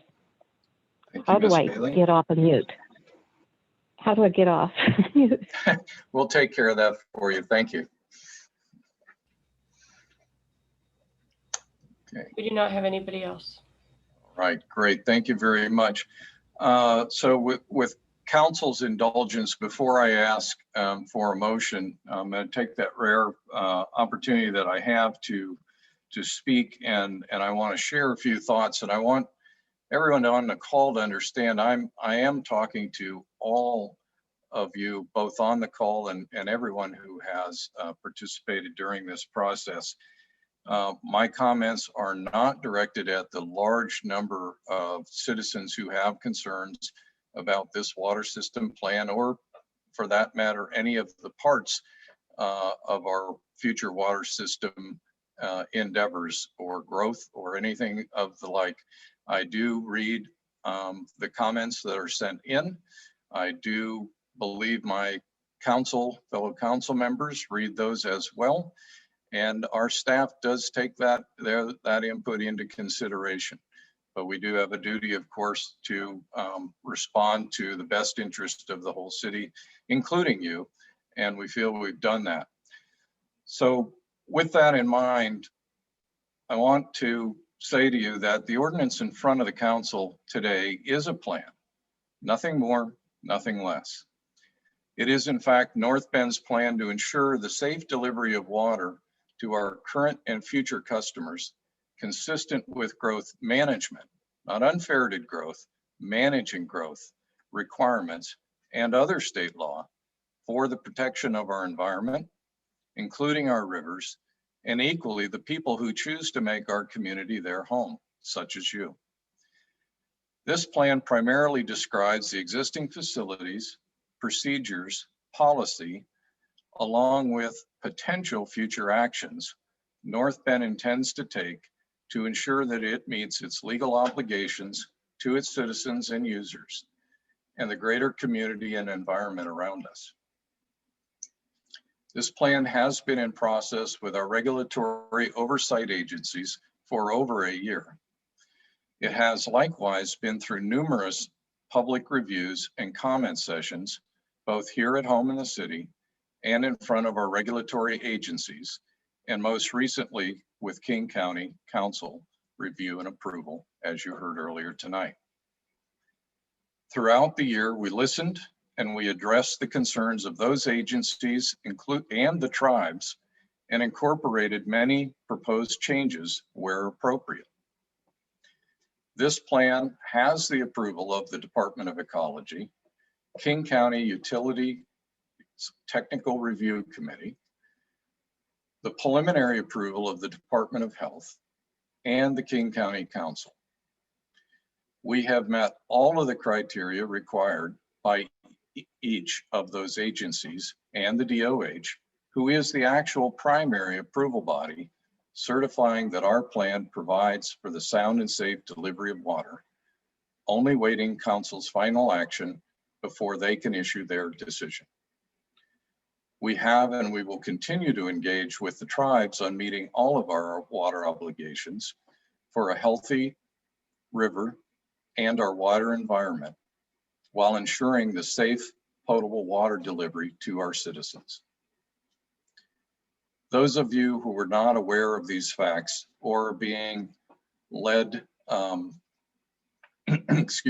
or being led by comments on social media, let me provide you some context.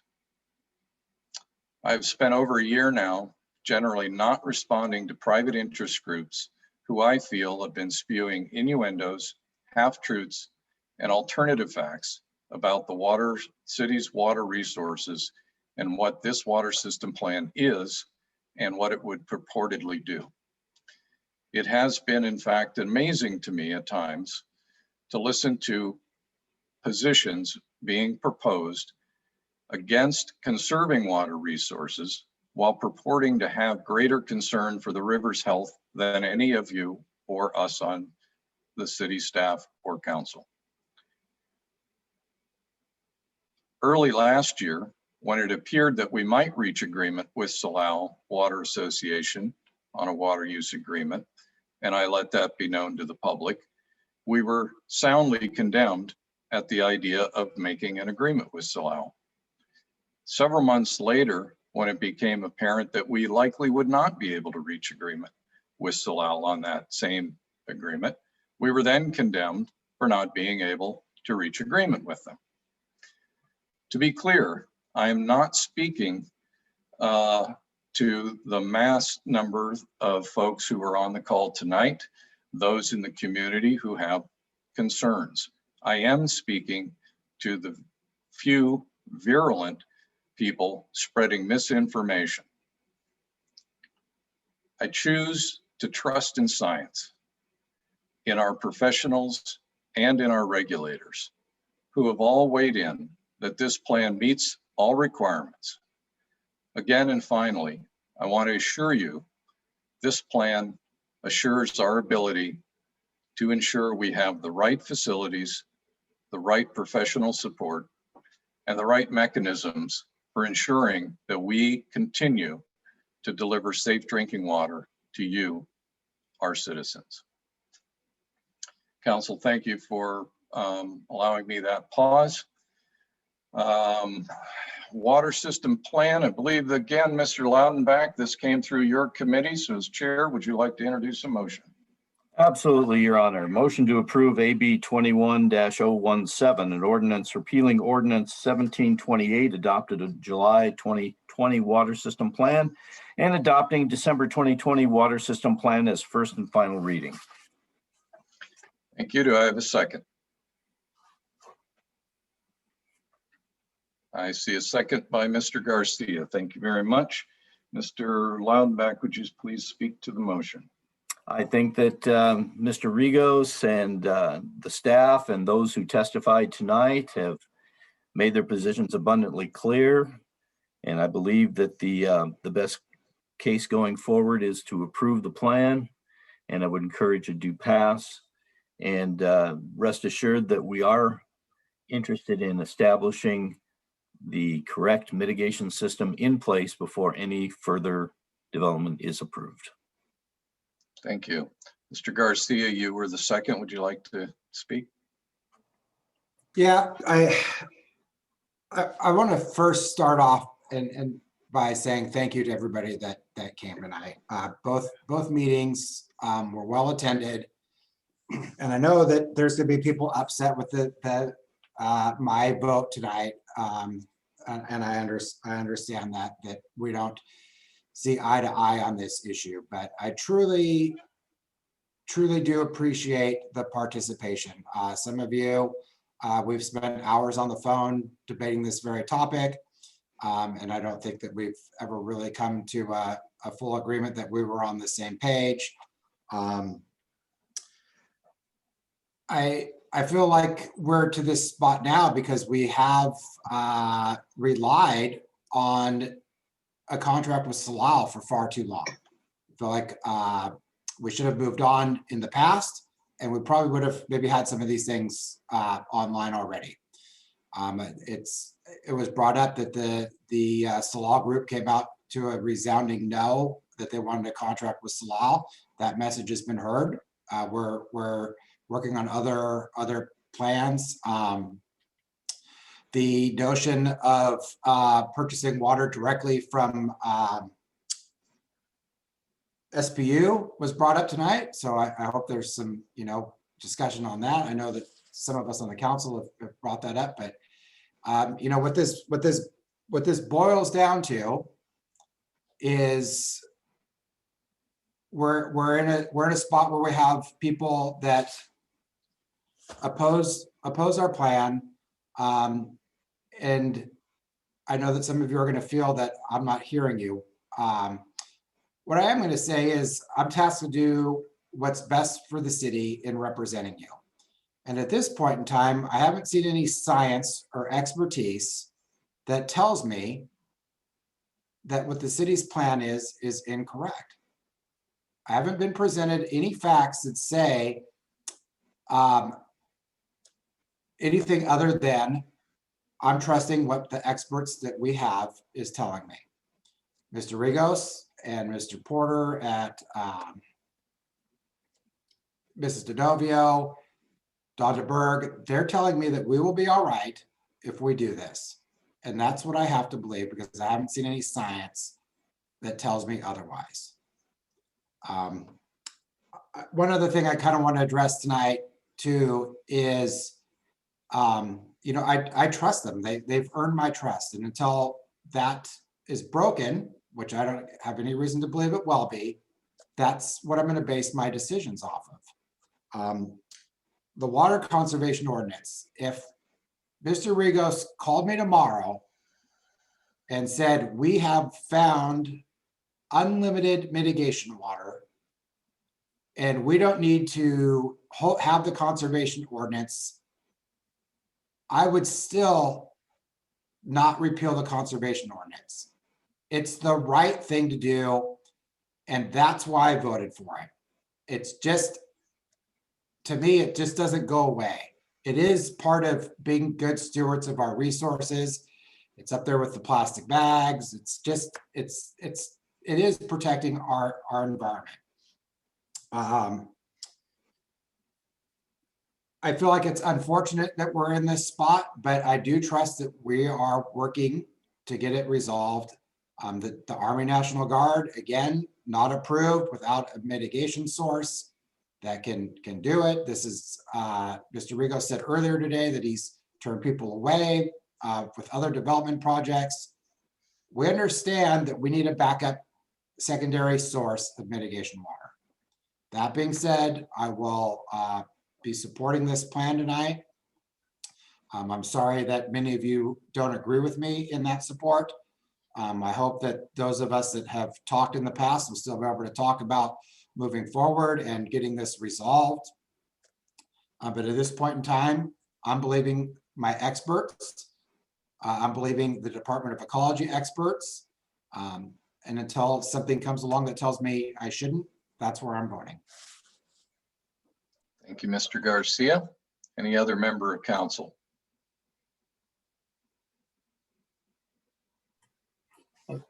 Seeing Mr. Elwood.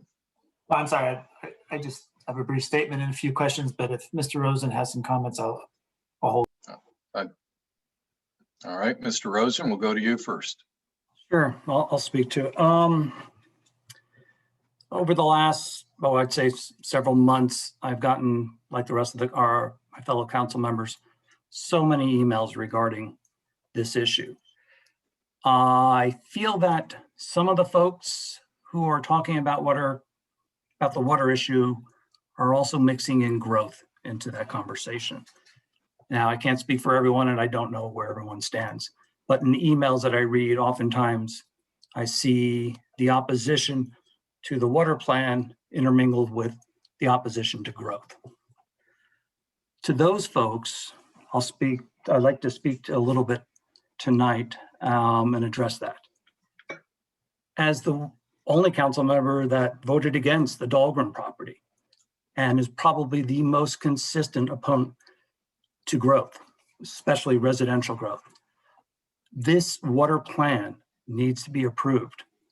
We, as a city, need to ensure that we have water in the future, not just for residential growth, which I happen to be opposed to, but there's commercial growth. We want to see possibly a hotel. We want to see some jobs created in the valley. For that, we need water. But we also want to preserve the option for future councils and future residents to determine what future they want. Without water, we tie their hands. If you're opposed to growth, there are other ways to go at it other than the water plan. There's annexation, there's zoning, there's density. Participate in our conversations. 2 weeks ago, we had a lengthy conversation, this entire council, talking about density. Get involved in those discussions because that's where the growth elements are determined. In addition to that, this entire council has committed to doing a survey of some sort this year. We want to hear from you exactly how you feel about growth. What do you want to see in your city as we move forward? I'll speak for other council members and I try not to do it, but this time I will. This council wants to hear from you and it wants to listen. We need to know where you stand to help guide our votes as we move forward on growth. It's a complicated issue, absolutely, but we need to hear from it. We need the input. If there's anything that you get out of tonight, please give us that feedback when you get this survey this year. It is crucial for us as we move forward to help us determine how we vote and how we look as a city. So work with us on the growth aspect. And I think a lot of the other talk about, Mr. Garcia addressed it, I think, rather well about the water plan and the experts that we have in the city. And I agree with him on that. We have good folks here that have worked hard. So let's try to separate the growth and the water plan issue a little bit.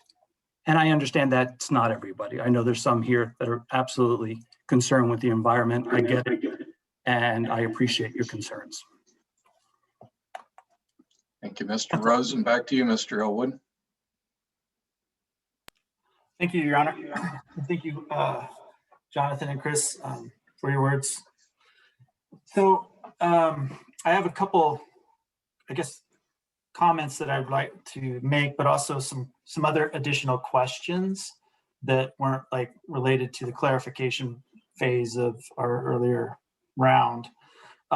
Specifically, I want to talk to, or just mention, call out Miss Bailey. I have heard you. And when you said that nobody's responding to you and so forth, that did make my heart break a little bit. I went back through my notes as many of you were talking and was just thumbing through the notes from our May 26th town hall. And there were a lot of great comments and questions that were posed by many of you at that time. And I think that between then and now, quite a few of those questions that were posed have actually been answered. So I feel like the city and us as a council have been responsive to a lot of the information that we're getting. And one thing that I'd like to add to that is I also agree with Mr. Garcia that it's fantastic that there are so many people like you coming out and saying, hey, wait, stop. This doesn't make sense for me. I need clarification. This is what makes us better decision makers. It forces us and challenges us to actually say, wait a minute, let's think a little bit clearer. I thought I was in line with this, or I didn't think I was in line with that.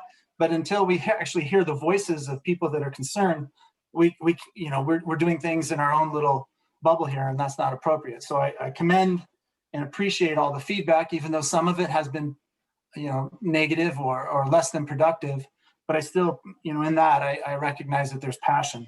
And I want to thank Mr. Morissette for clarifying what your perspective is on the water conservation ordinance, or as Ms. Buckner called it, the water transfer ordinance.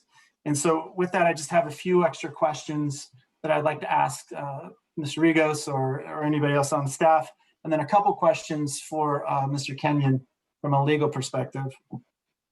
So regarding the water conservation ordinance, Mr.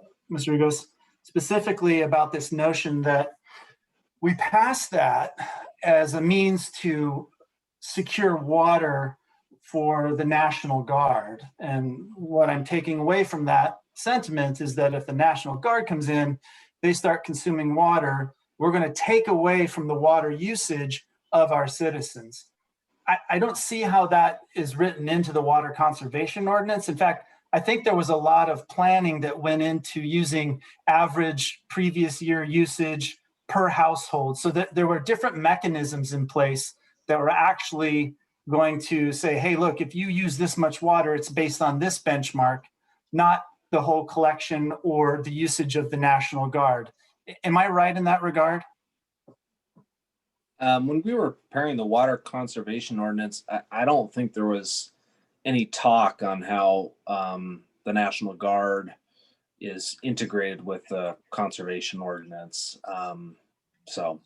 Yeah, and how I liken it is many years ago, I lived in California, Northern California, and they were diverting water to Southern California, and we had to put in, the city had to put in a lot of, had to put in water conservation ordinance. You were only allowed to use water at certain times so that they could essentially sell the water to Southern California. And I was a little frustrated with that, so I can recognize the frustration that some of our citizens may have if they think that that's in fact what this particular ordinance is, but I'm just not seeing that in the ordinance. So I just want to be clear that the conservation ordinance is not a tool to reserve water for the National Guard or a bigger development and then take away the water usage from the typical citizen. I just want to be clear that that's your understanding too.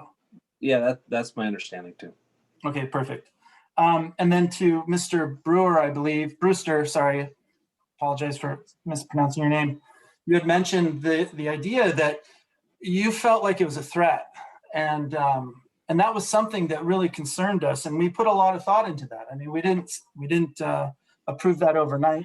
And one of the things that we incorporated into the water conservation ordinance was specifically to avoid that feeling. Now, we knew it was unavoidable for people who may not have time or were aware of the details of the ordinance, but that's why we factored in a warning system. And we had much dialogue about how the city or whoever the director is that's in charge of going after, if you will, people who are abusing water, how that process would lay out. And so there was plenty of testimony and plenty of on the record conversation that the intent there was not to threaten people, that we wanted to warn people, and it was considered more of a friendly notion. So I just wanted to address that, and I feel for you if you felt that was threatening, and that was not the intent of those particular elements. I also wanted to comment on this wildfire notion. We've been hearing that on and off, and we actually spoke with the chief of the fire department, Eastside Fire and Rescue, and I believe all that commentary was on record. So perhaps staff, if I'm fumbling here, you could step in and refresh or recall or make my statements more accurate. But my general takeaway from the chief was that water conservation ordinance that we had in place and people conserving and not using extra water was no way going to increase the probability or likelihood of wildfires in North Bend. In fact, one comment that I recall him saying specifically is, even if you had a garden hose, you wouldn't be able to treat a wildfire. So if you have a wildfire coming through your neighborhood, it's not a result of dried grass. It's a bigger concern than that, and the water conservation ordinance wasn't putting us at risk of increased wildfires. Is your recollection similar to that? Yeah, that's exactly true, and I would add to that the true threat of wildfire would probably begin way outside city limits, right? It's not going to start inside city limits. It's going to start way out in unincorporated King County. And the city's actually surrounded by unincorporated King County roads, Mount Si Road, Wilderness Rim, Middle Fork Road, Snoqualmie Valley Uplands, all of which their water purveyor is Salal Water Association outside city limits. So we don't regulate Salal's water outside city limits. Excuse me, Mr. Regos. Excuse me, Mr. Regos. Don, would you please remove Mr. Thomas from the meeting? I'm not going to put up with that behavior. Thank you. So people in Salal Water Association could water their yard all day if they wanted to. Can I really quickly, Brendan, because this is a topic that, you know, be careful on what you say. There are areas now with the thing within our community that are in the city that can be affected. So that was made clear by the chief in the last conversation. The only way you're going to protect your property isn't by having green, luscious grass and low trees. It's by not having any fuels around your household to begin with. And that was made clear. And you will begin to see a lot of programs come out from Firewise that will explain that. But the bottom line is you're better off with less growth, less vegetation, and less fuel by your house for a fire. Thank you for that, because that's exactly what I remember as you said that. So thank you for that clarification. The other piece that I wanted to just clarify, Mr. Regos, is when we're talking about the chillers, that again is specifically if we need to use the pond water to mitigate, which is not the highest priority of a mitigation solution. Is that correct? Yeah, I mean, we're evaluating the chiller idea. We have not designed it yet. We have calculated the increase of Cascade on the water temperature at the river. So if we add the pond and the well at Cascade, it increases the temperature of the river at that location 0.006 degrees Fahrenheit. That's only if we have the well or the pond functioning. Most of the time we would just have the well functioning, and it's a very close temperature difference from the river. So at that point, it's 0.0006 degree Fahrenheit. But that's the only impact at the South Fork Snoqualmie River. As you get further downstream where the salmon are and so forth, it's another 1/10. So you'd be looking at a 0.00006 degree increase in the water temperature. And for that difference, the Snoqualmie tribe and possibly Department of Ecology might like to see us cool the water so that it's a 0 degree change.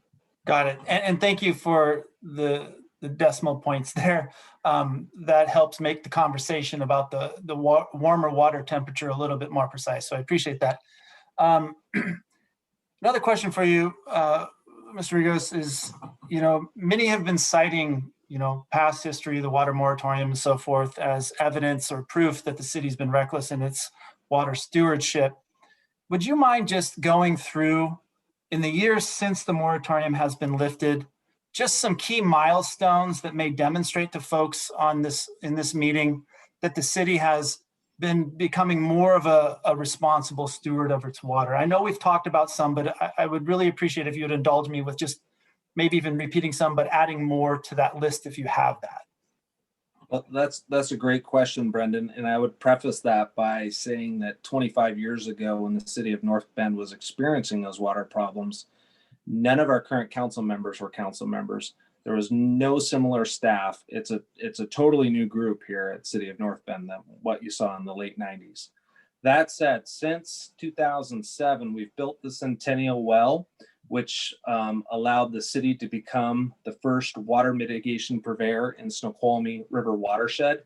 We do drop for drop mitigation. Anytime the river's low, we're the only purveyor in Snoqualmie or Skykomish or Snohomish watershed that does that. So we can be proud of that other purveyors, whether they're Monroe, Duval, Carnation, Sammamish Plateau, et cetera, they don't do that. So we're already ahead of the curve in terms of mitigation.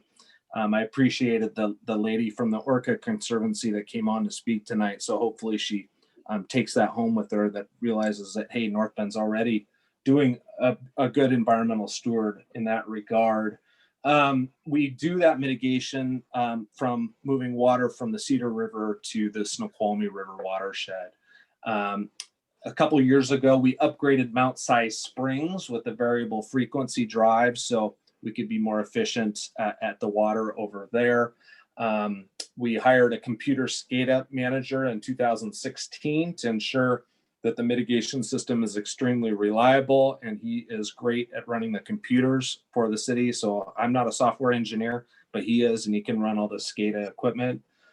We have adopted building codes that are more energy efficient, smaller pumps of water in toilets, more efficient fixtures. All of that has actually reduced the production of water in the city at our two sources over the last 10 years. The city took more water in 10 years ago now than they do now. And we have more residents now.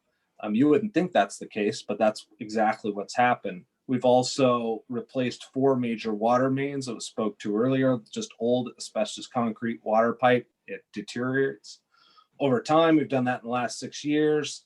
So we've replaced a couple hundred water meters. We got a lot to go. We got a lot of work there left. We got another 1,600 to go. We've adopted the water conservation ordinance. Again, I don't think there's any purveyor in the Snoqualmie or Snohomish or Skykomish watershed that has as strict a water conservation ordinance as we do. And then preparing this water system plan is exactly that. It's this next step that outlines many of these mitigation projects and DSL projects that we need to do. Thank you, and I appreciate you going through that. And sorry if that seemed like I put you on the spot, but I appreciate that. My next couple of questions are for you, Mr. Kenyon. Is the city legally responsible for issuing water permits? Yes. And if we don't issue water permits, what can happen in that event? Again, assuming we have the water, then we're going to get sued by a development applicant who files a complete application to build. And we're going to lose that lawsuit too. So I'm clear, even if we have some water and we decide we're done issuing permits, we can be sued for that, correct? Yes, I mean, in the absence of a moratorium, but as council knows, the moratorium is a short-term fix, not a long-term way to stop growth. Okay, and I'm glad you brought up the moratorium, because that leads to my next question, which is, do you think there's enough evidence that you've heard that the city should or must work or put in place a moratorium, water moratorium? It does not sound like it to me. I mean, I'm not a scientist, but based on the facts that I've seen, it does not sound like it to me. Council always. No, that's perfect. And as legal representative of the city, are you confident in the science and the professionals that have weighed in on all of the planning and everything that has gotten to us to this point? Yeah, I am, and particularly on this, because as I think the mayor mentioned earlier and others, this is just a plan. I don't mean just in a pejorative sense. I mean just a plan in the sense that it doesn't authorize us to build anything. When Mark's mitigation projects make progress, and we're getting ready to get DOE approval for those mitigation projects, DOE will approve those in the form of an appealable order. And that's where many of the complaints that you heard tonight are properly addressed. Great, thank you, Mr. Kenyon. And now just finally, to everybody else that's on the call, I'm asking these questions for a number of reasons. We've asked them before. We want to make sure to get them on the record. We want to make sure everybody's crystal clear, because this is a very important topic for us. And I want folks to know that we don't take it softly. We aren't rubber stamping, as somebody mentioned to me in an email, these type of things. We take it very seriously. We're relying on professionals, scientists, folks that know this. And there've been some commentary that you wouldn't plan your house budget or your finances this way, and I disagree with that. You would hire professionals, especially if you're looking at retirement or looking at financial investments, and you would run Monte Carlo scenarios to understand if you're good enough, and if your income is good enough to be able to retire at a certain age. So I would say that the city has done adequate due diligence to get us to this point. I trust, as my colleague, Mr. Garcia said, in the experts that have come to the table. I trust our legal counsel. I trust my gut. And I understand and I appreciate that many of you are upset for a number of different reasons that may not have anything to do with this particular plan, but this plan is the vehicle for you to express yourself on that point. And I do appreciate and I do respect that.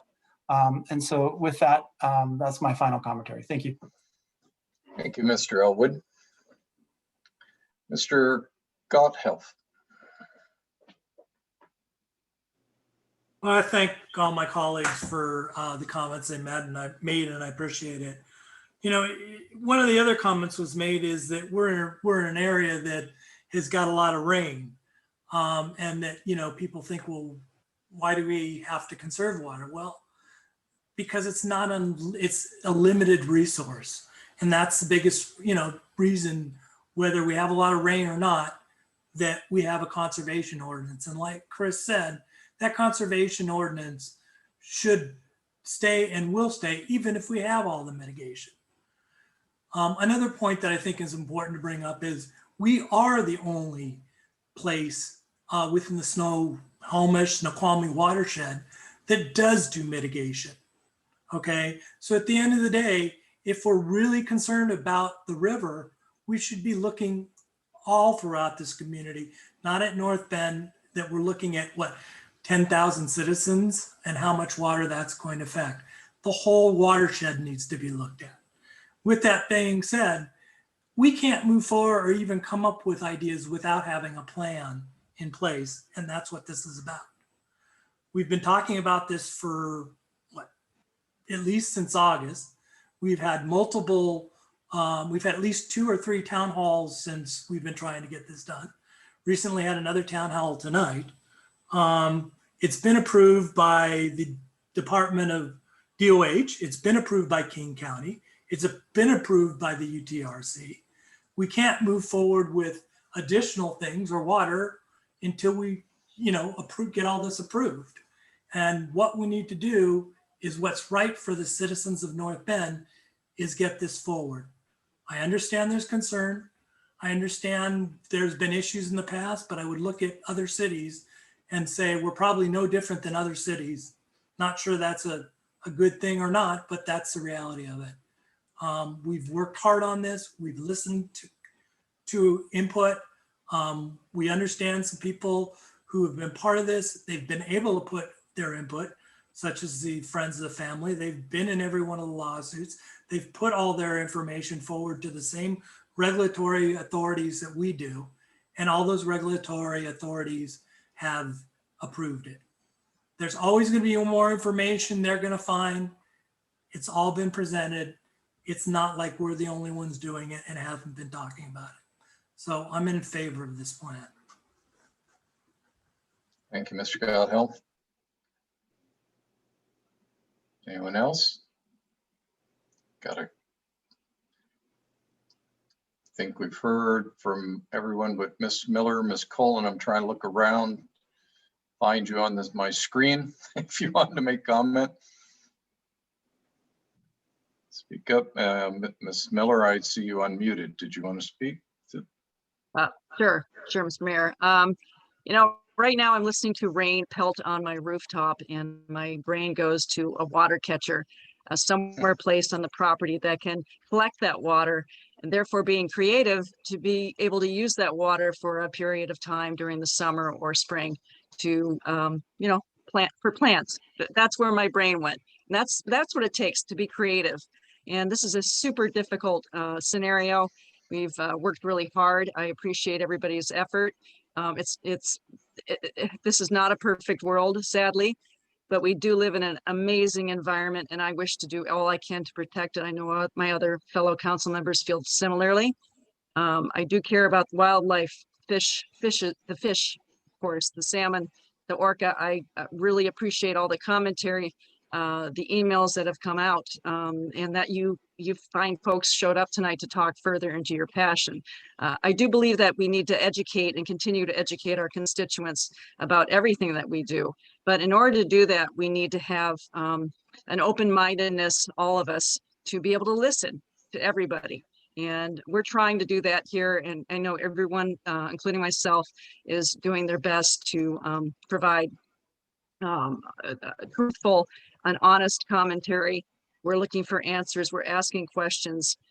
Sometimes we don't ask all the questions in front of on council meetings, but we're doing research in the background. I'll rush to this point. For example, today I was at the sewage treatment plant, wastewater treatment plant, for a tour, an excellent tour, given by two individuals that I respect with our city, Don DeBerg and Jeff, and also Rob, Mayor Rob and Heather had a tour, I guess it was 2 days ago. These are the things we want to do because we care about you. We care about the city going forward. We do not want to make mistakes that will put us in the bad direction. We're working hard, and I want you to know that that's important for you to know, I think. Yeah, that's about it. Thank you, everybody. Thank you, Ms. Miller. Ms. Cullen, did you want to speak to this? Sure. So when I initially wanted to run for city council, my first thought was I want to stop growth in North Bend. I like North Bend the way it is. I don't want to see these apartments. I don't want to see all these houses. I want it to stay cute and rural, and I want no changes.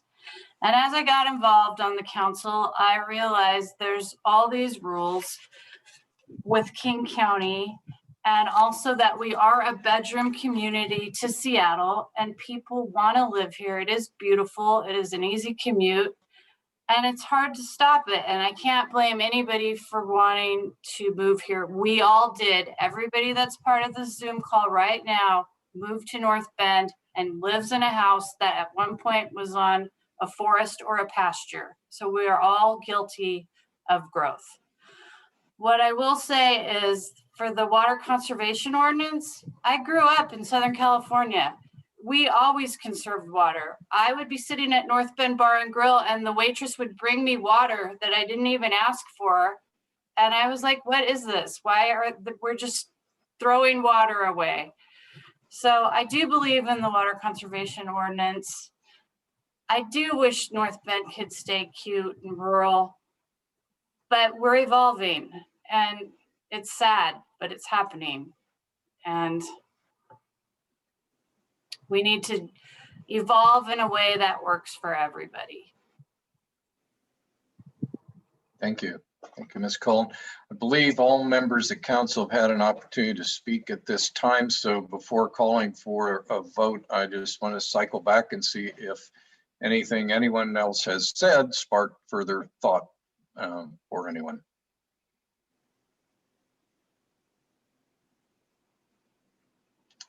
I'm seeing no hands. So the motion before you is to approve AB 21-017, an ordinance repealing ordinance 1728, adoption of July 2020 water system plan, and adopting December 2020 water system plan as a first and final reading. All in favor, please signify by saying aye. Aye.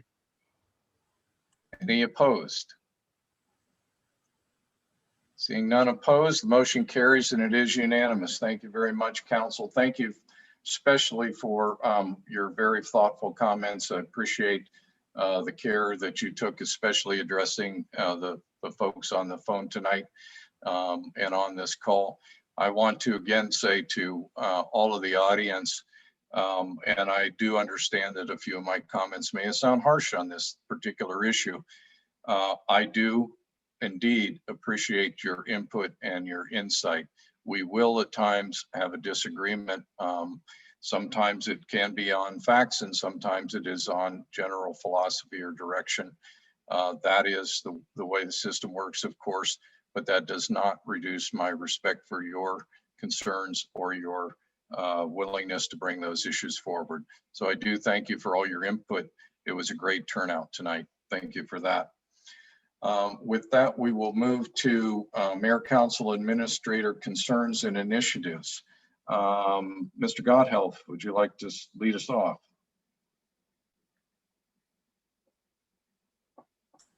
I have none tonight, Your Honor. Thank you. Ms. Miller.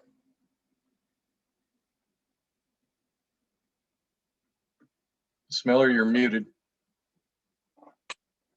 Oh, Brendan, are you laughing at me? Because I should now for sure. Thank you, everybody. I just wanted to relay on one of my walks down our fabulous trails, one of our trail systems recently. I ran into a trail, Friends of the Trail.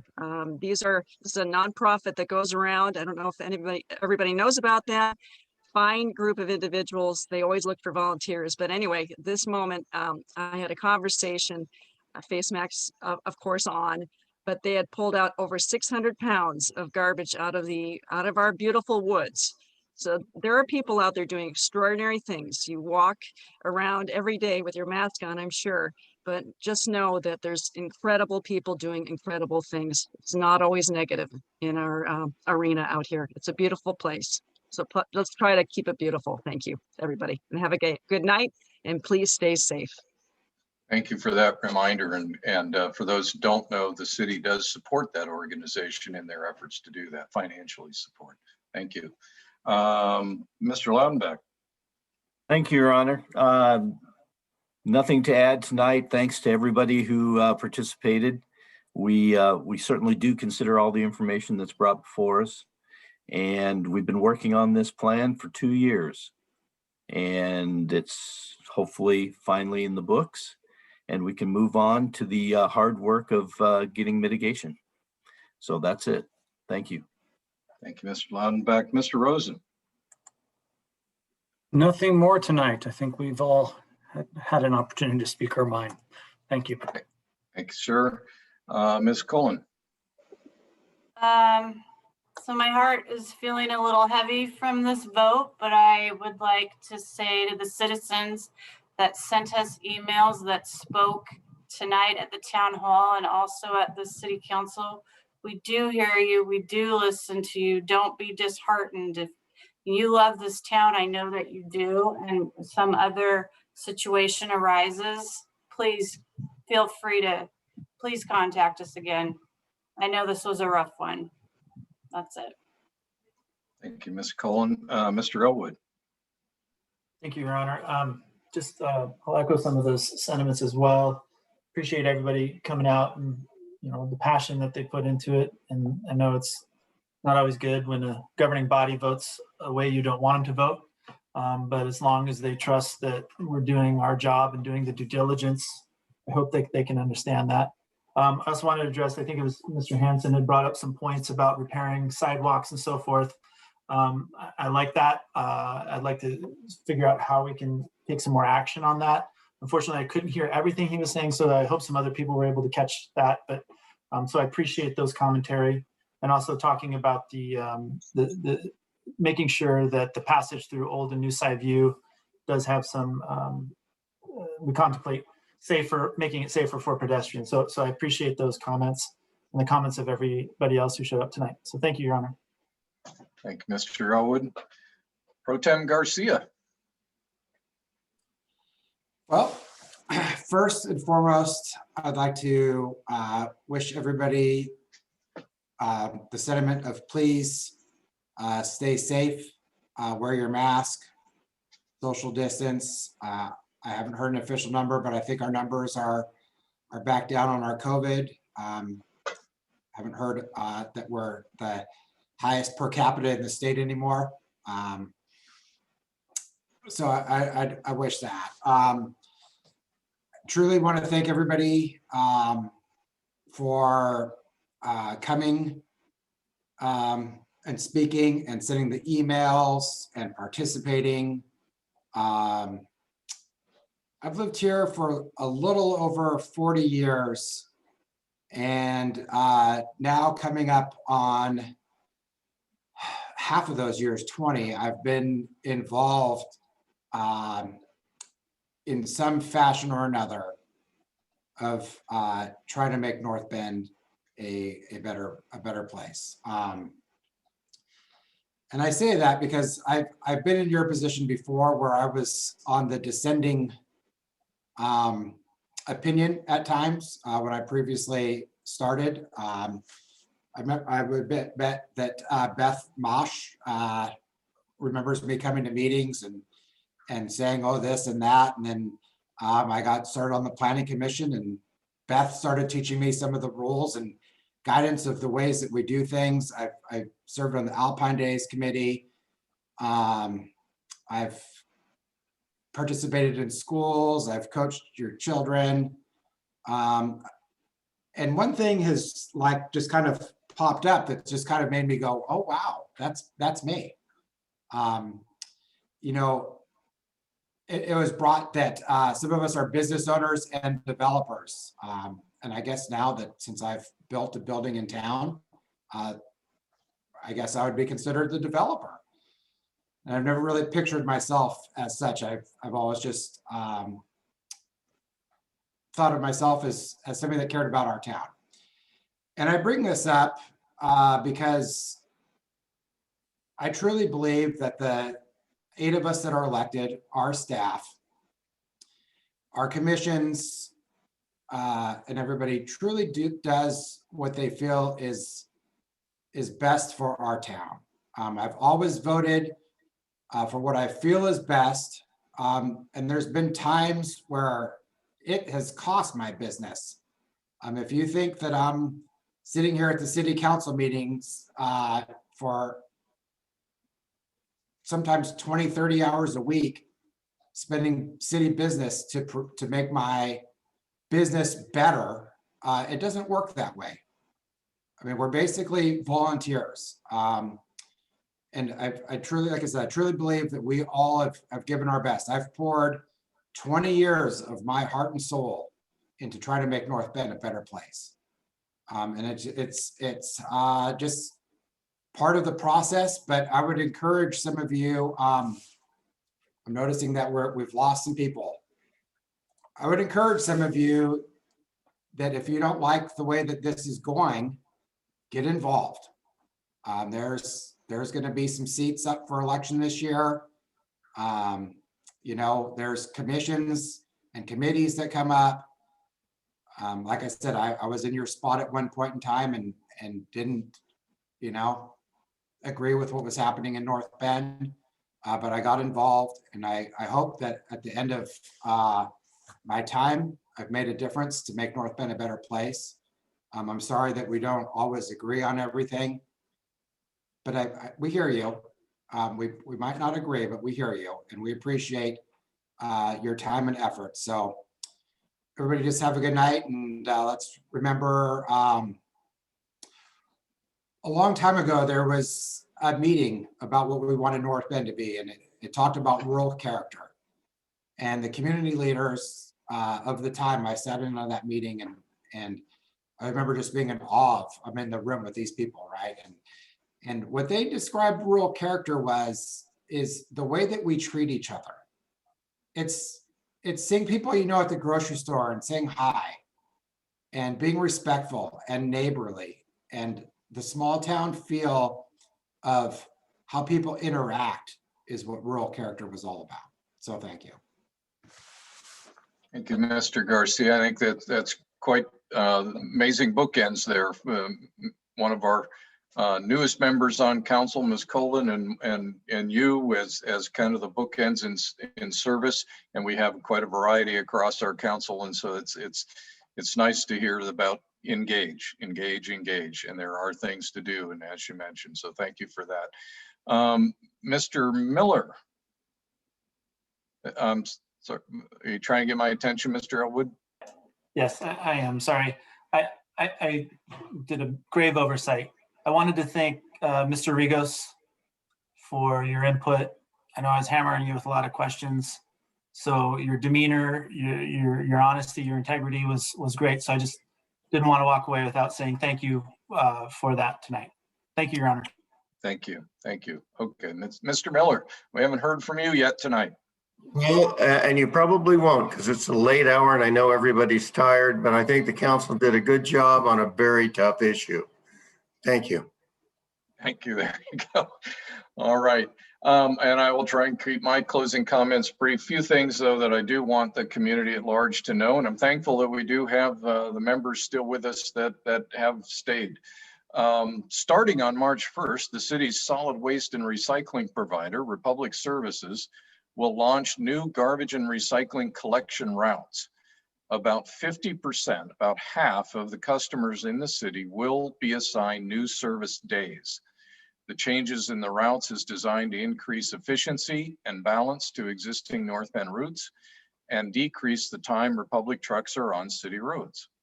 Republic Services will be contacting those affected by the route changes. For more information about the change, including Republic customer service contact information, is available on the news section of the city's website. And I would say under the utilities tab as well, I believe there is a link to Republic Services itself. Secondly, under recent changes made to the state's COVID-19 Healthy Washington Roadmap to Recovery Plan, King County has moved into phase 2 as of yesterday. This phase allows for opening at 25% capacity of indoor dining, movie theaters, and fitness facilities. A complete list of what is allowed during phase 2 is available again on the news section of the city's website. Also available on that news section is a link to the King County Public Health Vaccine dashboard. Among other things, the dashboard features information on how many have been vaccinated for COVID-19, the demographics thereof, and a number of vaccines allotted to providers in King County. Again, we point this out to you. The information is out there. Yes, the most recent trend that I've seen is that we are starting to beat that curve down again, but we're doing that through staying vigilant with the mask, with the distance, and respecting even the new allowances. So please keep it up. Thanks. One final welcome again. Happy Groundhog's Day to everyone. Puxatawny Phil got his call this morning. We are in store for 6 more weeks of winter.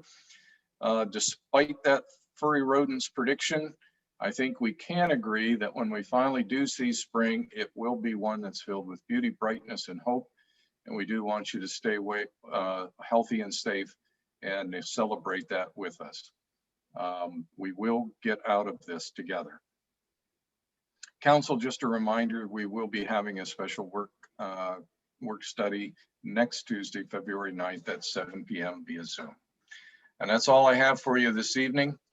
If council has nothing further, I'll entertain a motion to adjourn. We only have 12 minutes for 4 hours. We could make it. No. Motion to adjourn. Please make a motion. Alan did. Second. I've heard a motion and a second, but I can't identify who. I motioned. I've got a Rosen motion and an Allen second there. So I think that's the other way around. And Or other Mr. way Garcia around. can Mr. spend the Garcia. rest of his night here by himself. Oh, thank you much. All in favor? Aye. Any opposed? Mr. Enjoy Garcia is yourself. opposed to adjourning. We will leave him on the call. Thank you, everybody. Thank you, the audience. I appreciate your attendance tonight. Aye. Good night. Good night.